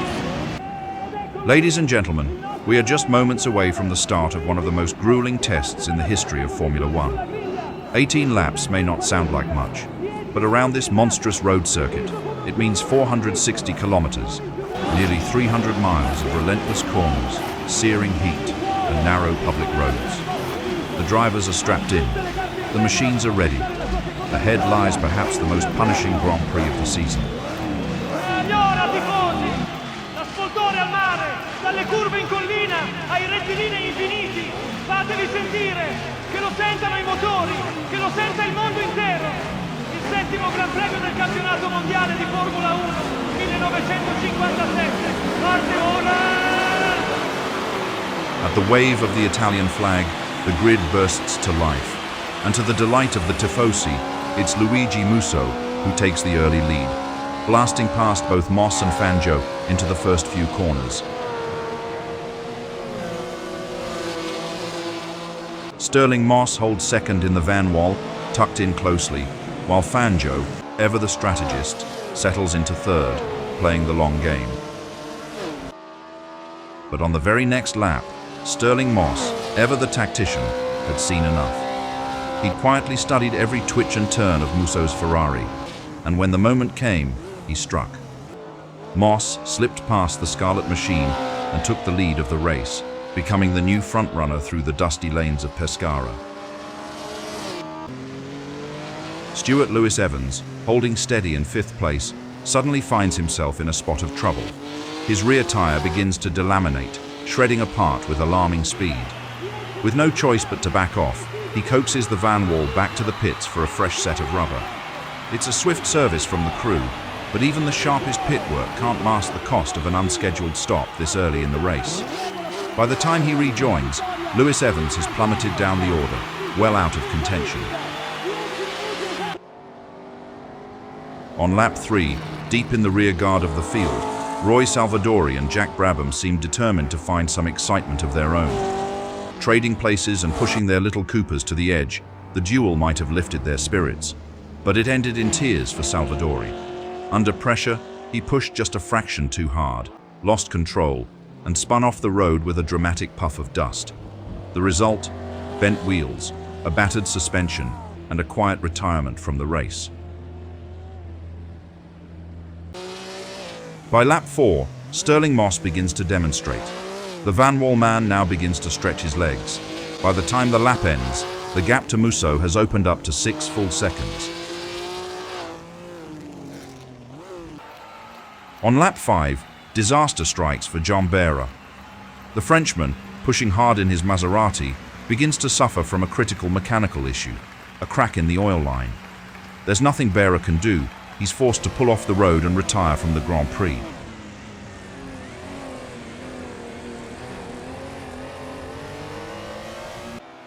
Two Americans locked in battle for 4th place. Now that's something you don't see every day in Formula One.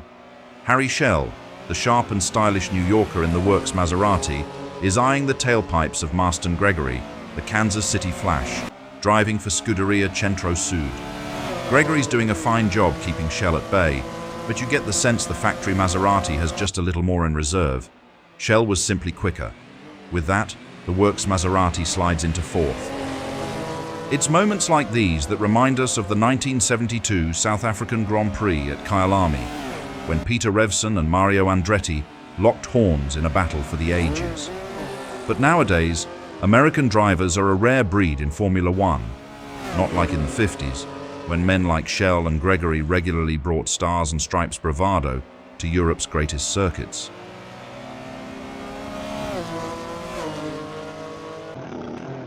Meanwhile, back in third place, and nearly a full minute adrift, cruises Juan Manuel Fangio.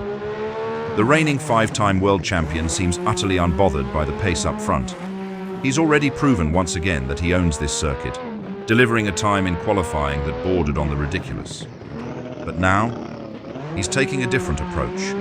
There's no rush, no points to chase, no titles left to prove, just the warm Italian sun, the winding Abruzzo hills, and a Maserati purring beneath him.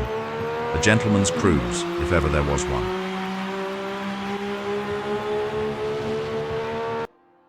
On lap 9, Joe Bonnier's Maserati, already working overtime under the scorching Italian sun, begins to show signs of distress. The relentless heat and the brutal demands of the Pescara circuit take their toll, and soon plumes of steam rise from the exhaust, a clear sign that all is not well under the bonnet. Despite the Swede's best efforts to nurse it along, the temperature gauge keeps climbing. The engine is cooked. Bonnier pulls off and retires from the race, another victim of Pescara's punishing mix of distance, elevation, and heat.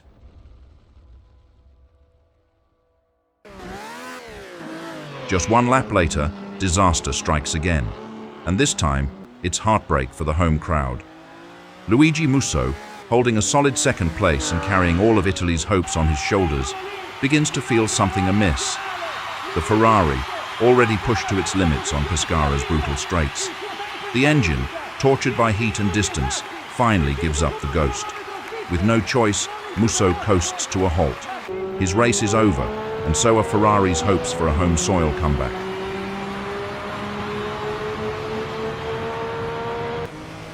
A few moments later, misfortune strikes again, this time for Halford.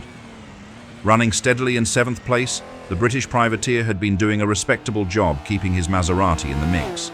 The transmission, already under immense stress from the repeated high-speed runs, finally gives way. Halford tries to nurse it along, but the car refuses to cooperate. Forced to the roadside, his Grand Prix is over.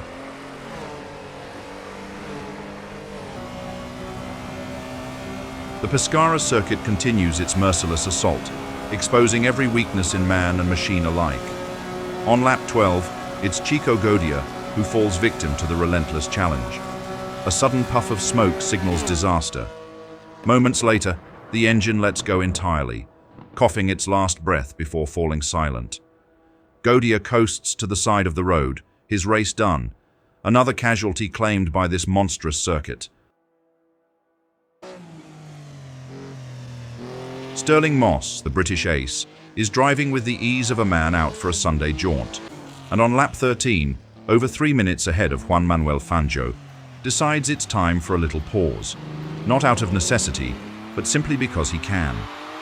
The stop is smooth and unhurried, a rare luxury in Grand Prix racing. Moments later, Moss is back out on track, still in the lead and still in complete control. It's the kind of dominance that makes you forget just how brutal this race really is.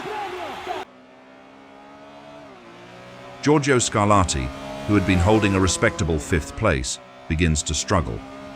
First, it's the engine, laboring up the hills, coughing on the straights. Then the clutch starts to slip, making gear changes a torturous affair. The signs are all too clear. The car is waving the white flag. A frustrating end after a solid performance, but on this track, even 5th place feels like a triumph. And with that, ladies and gentlemen, the curtain falls on a truly unforgettable day at Pescara. Stirling Moss, after a textbook drive that blended sheer pace with cool-headed strategy, crosses the finish line first, securing Vanwall's 2nd Grand Prix victory of the season. A monumental result, not just for the British ace, but for the entire Vanwall outfit, who've now cemented themselves as serious players on the global stage. Fangio, he crosses the line in 2nd, more than 3 minutes adrift of Moss. the Maestro must concede this time. The day belonged to the Englishman. Yet even in defeat, the Argentine's performance was solid and assured. Another well-earned podium for the reigning champion and for Maserati. Finishing third, and doing so with style, is Fangio's teammate, 𝔼𝔼𝔼𝕋. The American didn't have the sharpest getaway, but once he settled into rhythm, he carved through the field with authority.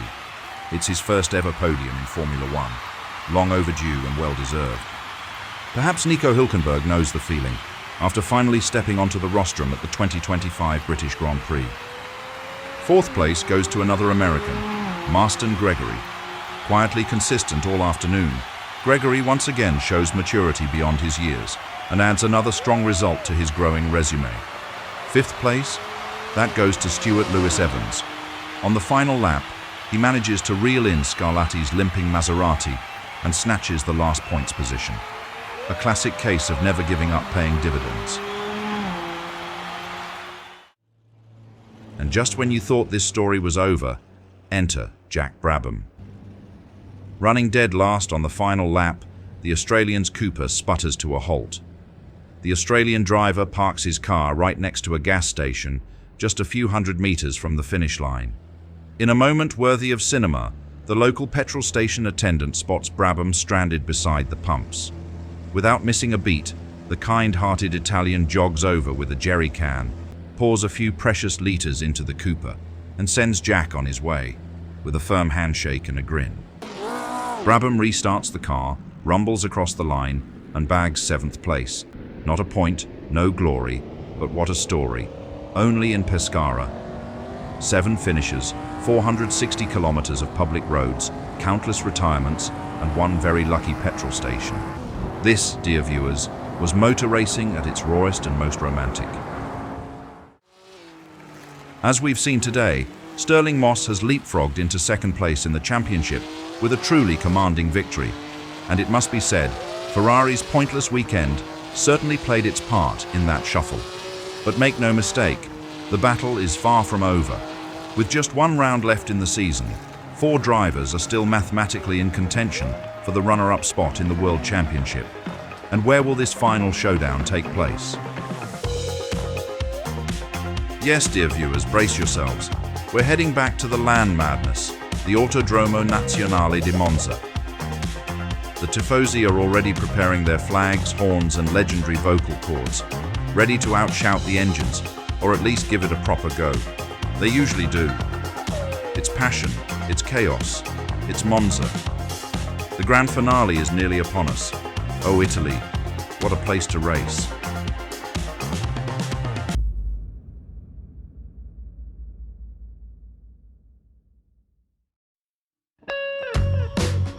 Dear viewers, welcome to the final chapter of what has been an unforgettable season, the 1957 Formula One World Championship.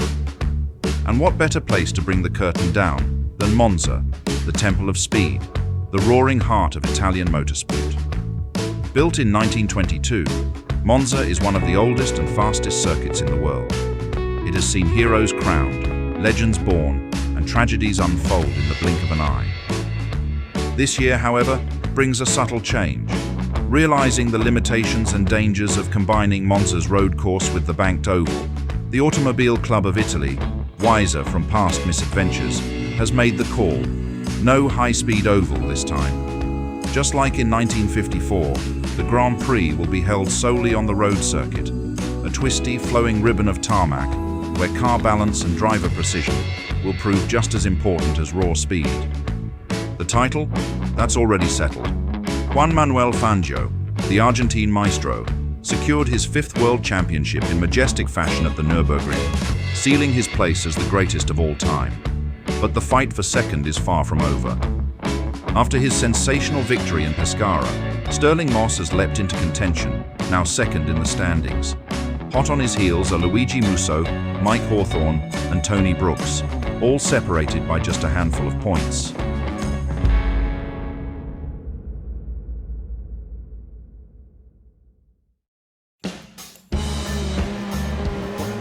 For Maserati, the championship was already a done deal. Juan Manuel Fangio had delivered them the crown with a flourish. So in Monza, the team had the rare luxury of experimentation. And so, they made a bold decision. The V12 was wheeled out, Maserati's latest mechanical marvel, a thunderous creation meant to stretch its legs on Monza's long, flat-out sections. But there was a catch. Only Fangio would get it. Yes, while the maestro received the keys to the future, the rest of the squad, 𝔻ℝ𝔼𝕼𝔋𝕼𝕼, ℙ𝔼𝔼𝕼𝕋𝕼𝕼, and 𝔻ℝ𝔼𝔼𝕼𝕋𝕼 were politely handed the familiar old workhorse, the trusty V6 She may not have had the same headline horsepower, but she'd seen them through many a campaign with grace and grit. Scuderia Ferrari 2 arrived in full force for the season finale. 4 scarlet machines stood ready in the paddock, each bearing the prancing horse, a show of strength and pride before the roaring tifosi. The familiar trio, Peter Collins, Mike Hawthorne, and Luigi Musso, were once again at the heart of the team's charge.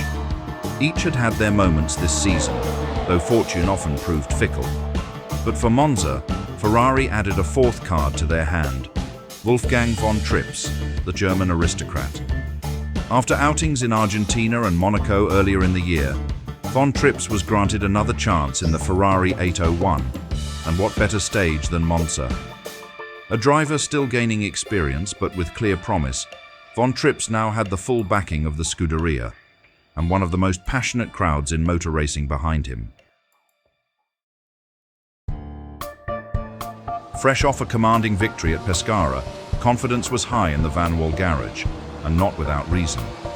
The green machines had proven they could beat the best, and their sudden rise to prominence had the Italian teams looking over their shoulders.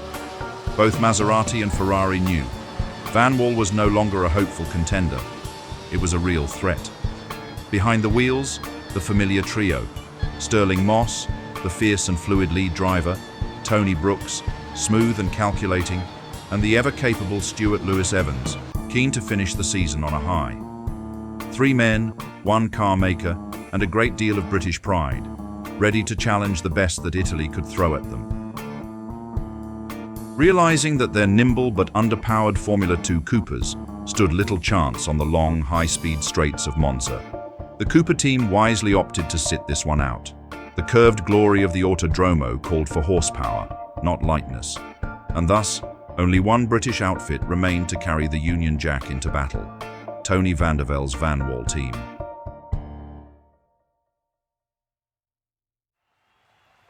Signore e signori, buongiorno e benvenuti all'Autodromo Nazionale di Monza. Sotto un cielo limpido e un sole splendente, vi diamo il benvenuto all'ultima prova del campionato mondiale di Formula 1 del 1957.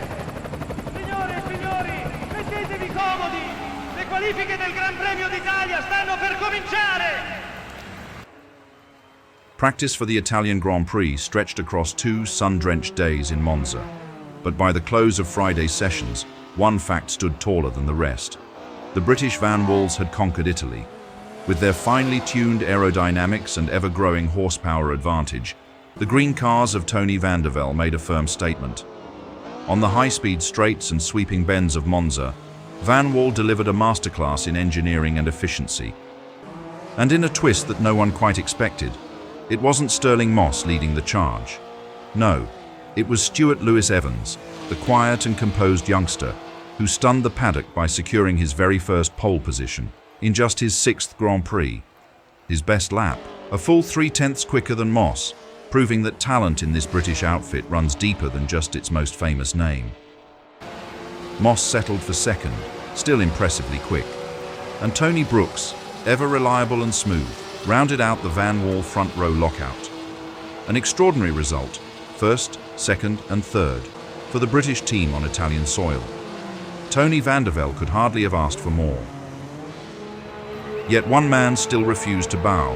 Juan Manuel Fangio, world champion 5 times over, armed this weekend with the fire-breathing V12 Maserati, wrung every last ounce of pace from his machine. And while even the great Argentine couldn't get closer than 7/10 to Lewis Evans, it was enough to claim 4th on the grid, and the only non-Vanwall car on the front row. His teammates, 𝔻ℝ𝔼𝔼𝕋𝕀ℕ𝔼𝔼𝕋 and ℙ𝔼𝔼𝕼𝕋, proved Maserati's consistency, locking out 5th and 6th positions respectively. A strong showing for the Modena marque. For Ferrari, however, it was a bitter pill. The red cars, though stylish as ever, looked desperately short on pace. Collins, the fastest of the Maranello men, could do no better than 7th. And while Wolfgang von Trips, returning to action, impressed with a time just 2/10ths behind Collins, good enough for 8th, the rest of the team fell in line. Musso 9th, Hawthorn 10th. Ferrari, at home, outpaced by both Vanwall and Maserati, a rare sight and a worrying one. Among the privateers, it was once again Maston Gregory, the energetic American in his Scuderia Centro Sud Maserati, who shone brightest, 11th on the grid. And right behind him, Joe Bonnier, consistent and composed in 13th.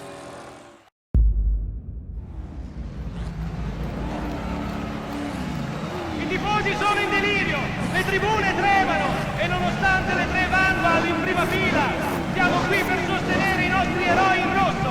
Forza Ferrari! Ma guardate Fangio! Ha conquistato il 4º posto in Parigi, ma con un gesto di vero campione ha deciso di cedere la sua Maserati 12 a 𝔼𝔼𝕋, un atto davvero gentiluomo da parte del campione del mondo. Signore e signori, 87 giri e oltre 500 km separano questi titani della velocità dal traguardo finale.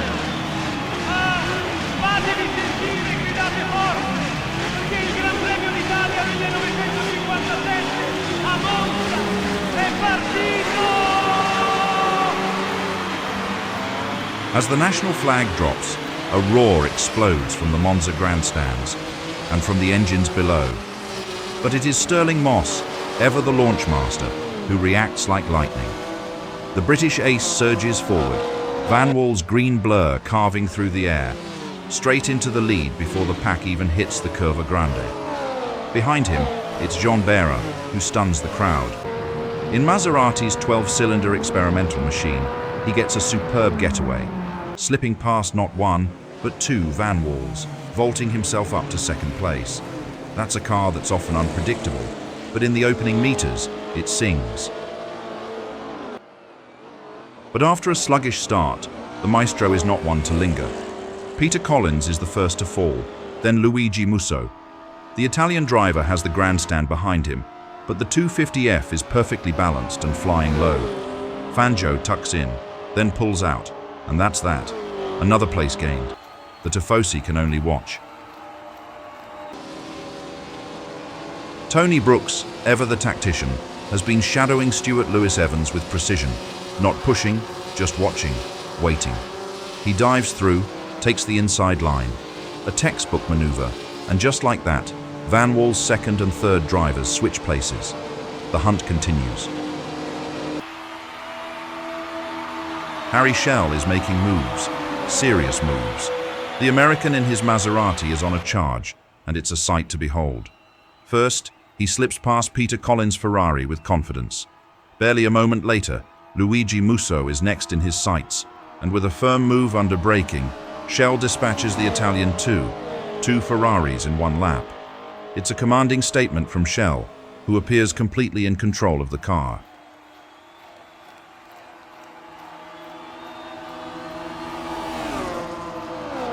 Lap 4, and things are heating up at the front. 𝔼𝔼𝔼𝕋, having led from the drop of the flag, finds himself increasingly under pressure. John Behra, driving Maserati's powerful 12-cylinder machine, has been inching closer with every sector. Behra slips out from the Vanwall's slipstream. The roar of the Maserati's V12 climbs to a crescendo. With smooth precision and a clear power advantage, the Frenchman sweeps past 𝔼𝔼𝔼𝕋 and takes the lead. The Maserati leads in Monza, on home soil, and 𝔼𝔼𝔼𝕋 now finds himself playing the role of the hunter rather than the hunted. But the hunt doesn't take long. 𝔼𝔼𝔼𝕋 squeezes everything out of his Vanwall and reclaims the lead. We're only on lap 5, but this is already a proper race. With that proven, Fangio puts the hammer down and overtakes Lewis-Evans. The young Brit who started from pole now struggles to hold on, forced to limp in 5th place, a frustrating and tragic turn so early in the race. But on the very next lap, 𝔼𝕉 strikes back, overtaking Moss once again. The Tifosi are on the edge of their seats, no Ferrari up front to cheer for, yet the crowd erupts wildly, captivated by this fierce battle for the lead. But this intense battle comes at a cost.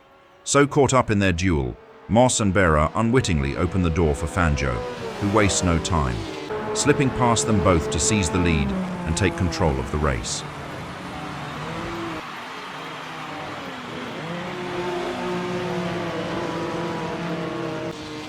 On lap 9, Tony Brooks shines brilliantly, expertly overtaking 𝔼𝕉 before turning his sights on Stirling Moss and managing to pass him too, claiming second place in a bold statement of intent. And now, what unfolds is pure Monza chaos, a 6-lap carousel at the front, with the lead swapping hands like a hot potato. Fangio, Moss, 𝔼𝕉, Brooks all take their turns at the front in a dizzying display of pace and nerve. But wait, here comes the pole sitter, Lewis Evans, biding his time. On lap 16, he seizes his moment and bursts into the lead. Remarkably, in just those 16 laps, the number of lead changes surpasses that of the entire season so far.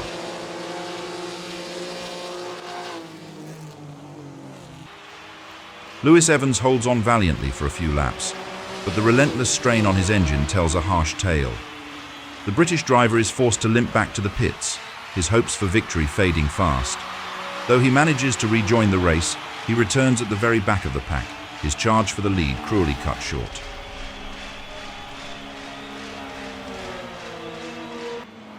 Jean 𝔼𝕉's Maserati finally shows the cost of its mighty V12. The extra weight and brutal power have chewed through his rear tires, and the thirsty engine demands more fuel. The Frenchman dives into the pits for service. It's a long one. By the time he rejoins, he's fallen to 5th. 𝔼𝔼𝕋 and Peter Collins slips past. Tony Brooks dives into the pits, reporting oil leaking into the cockpit. Mechanics quickly discover a loose gearbox bung and rear tires in poor shape. But the real trouble comes after the stop. Despite everything being checked, the engine refuses to fire. After several failed attempts, they realize the extreme heat has caused the fuel to evaporate from the injection pump. Eventually, they get the Vanwall running again, but the long stop drops Brooks all the way to the back of the field.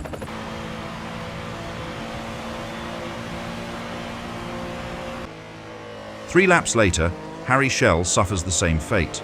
An oil leak forces him into the pits. But unlike Brooks, there's no return this time.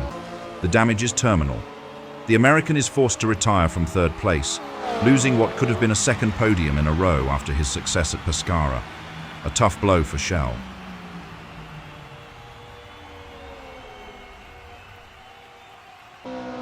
Feeling an unusual vibration through the chassis, Musso eases off the throttle and heads to the pits on lap 40. The Ferrari crew quickly gets to work, checking every visible component. But despite their efforts, nothing seems out of place. With no clear fault to fix, they send Musso back out, none the wiser. The stop, though brief, drops him down to 8th place. Ecco che arriva Stirling Moss in testa con la sua barba. Signore e signori, credo sia ora di preparare un passaporto italiano per questo inglese, perché guida come piace a noi, aggressivo, preciso, elegante, sta danzando tra le curve di Monza come un artista sul palco della Scala. Meanwhile, at the front, Stirling Moss continues to deliver a flawless performance. The British ace has stretched his lead over Fangio to 15 seconds, navigating Monza's fast straights and sweeping curves with remarkable precision. But then, Juan Manuel Fangio dives into the pits for a fresh set of tires. The stop is smooth, but the clock keeps ticking. By the time he's back on track, Moss has stretched his lead to nearly a full minute. Yet the maestro remains unfazed. No panic, no rush. Just that quiet confidence that's made him a 5-time world champion. Just past the halfway mark, trouble strikes for Stuart Lewis Evans. After clawing his way back through the field following his earlier pit stop for overheating, his Vanwall finally gives up the ghost. The engine lets go entirely, leaving the young pole sitter no choice but to pull over and retire. A promising drive ends in silence at the side of the road.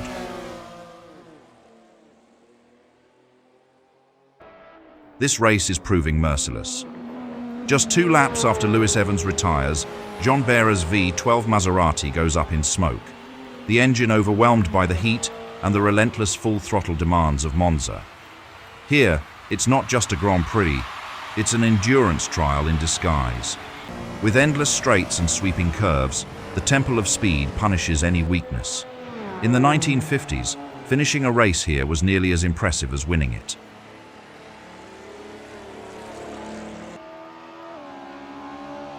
𝔾ℝ𝔼𝔼𝕋 has no time to worry about mechanical gremlins. He's too busy harassing Musso lap after lap. And under the pressure, Musso finally cracks. He leaves the door half open, just enough for the American to pounce. With a clean exit, 𝔾ℝ𝔼𝔼𝕋 grabs 7th place.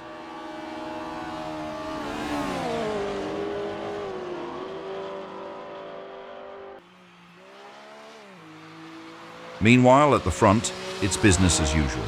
𝔼𝔼𝕋 leads the race with staggering pace, nearly 2 minutes ahead of Fangio. But there's no panic in the Argentine's cockpit. And how could there be? 5 world titles, 24 Grand Prix wins, 23 fastest laps, 35 podium finishes, 2 Grand Slams, all achieved in just 51 race starts. Fangio's win rate stands at an unfathomable 47%. He outpaced every single teammate he ever had, all but one, Giuseppe Farina, way back in 1950. So yes, we understand the tempo he sets now. It's not a chase, it's more like a rolling victory lap stretched over 500 kilometers. A calm, measured cruise, multiplied by greatness. Manuel Fangio è lì, in seconda posizione con la Maserati, calmo come un direttore d'orchestra. Il maestro non ha più nulla da dimostrare, sta correndo con intelligenza, quasi con tenerezza, come se sapesse che oggi è il giorno di qualcun altro, ma lui è ancora lì, vigile, eterno. Lap 63, and it's all over for Peter Collins.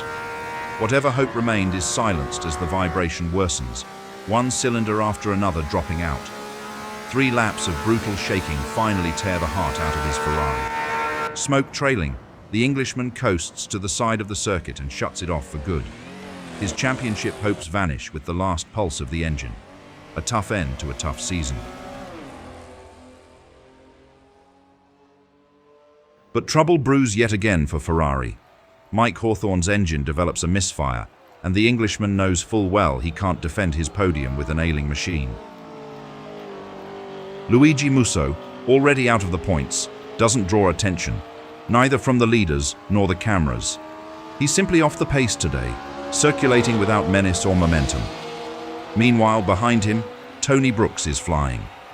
The Vanwall driver sets the fastest lap of the race and rapidly reels in the sluggish Ferrari. Musso doesn't even resist. Brooks slips past with clinical ease and vanishes into the distance. At this stage, the only beacon of hope for Scuderia Ferrari is Wolfgang von Trips. And as we enter the final lap of this legendary race, 𝔼𝔼𝕋 wisely eases off the throttle, not out of fatigue, but to spare his Vanwall from any last-minute heartbreak. Still, his lead is commanding, and as he approaches the finish line, something incredible happens. The Tifosi, known for their undying loyalty to Ferrari, rise to their feet. But this time, it's not for a scarlet car. It's for speed. It's for mastery. It's for Moss. The grandstands erupt in wild, unfiltered joy, a chorus of respect from the most passionate crowd in motorsport. They may bleed red, but they cheer for brilliance, no matter the color. This victory marks Vanwall's 3rd of the season, and it arrives on the 59th birthday of team founder Tony van der Velde, a fitting tribute. Juan Manuel Fangio crosses the line in 2nd, unbothered and smiling. His championship is long secured, and today he simply tips his hat to the better man. 3rd place goes to Wolfgang von Trips. The young German earns his first Formula One podium, a magnificent result on home soil for Scuderia Ferrari. In 4th, Marston Gregory continues to impress. The young American's steady drive shows he's no longer just a promising talent, but a real contender. 𝔾ℝ𝔼𝔼𝕋𝕀ℕ𝔾𝕊 finishes fifth, who shares the 2 points received with 𝔾ℝ𝔼𝔼𝕼𝕋. A historic race, a roar of celebration, and yet another page written in the Golden Book of Formula One. And so, dear viewers, the curtain falls on the 1957 Formula One World Championship.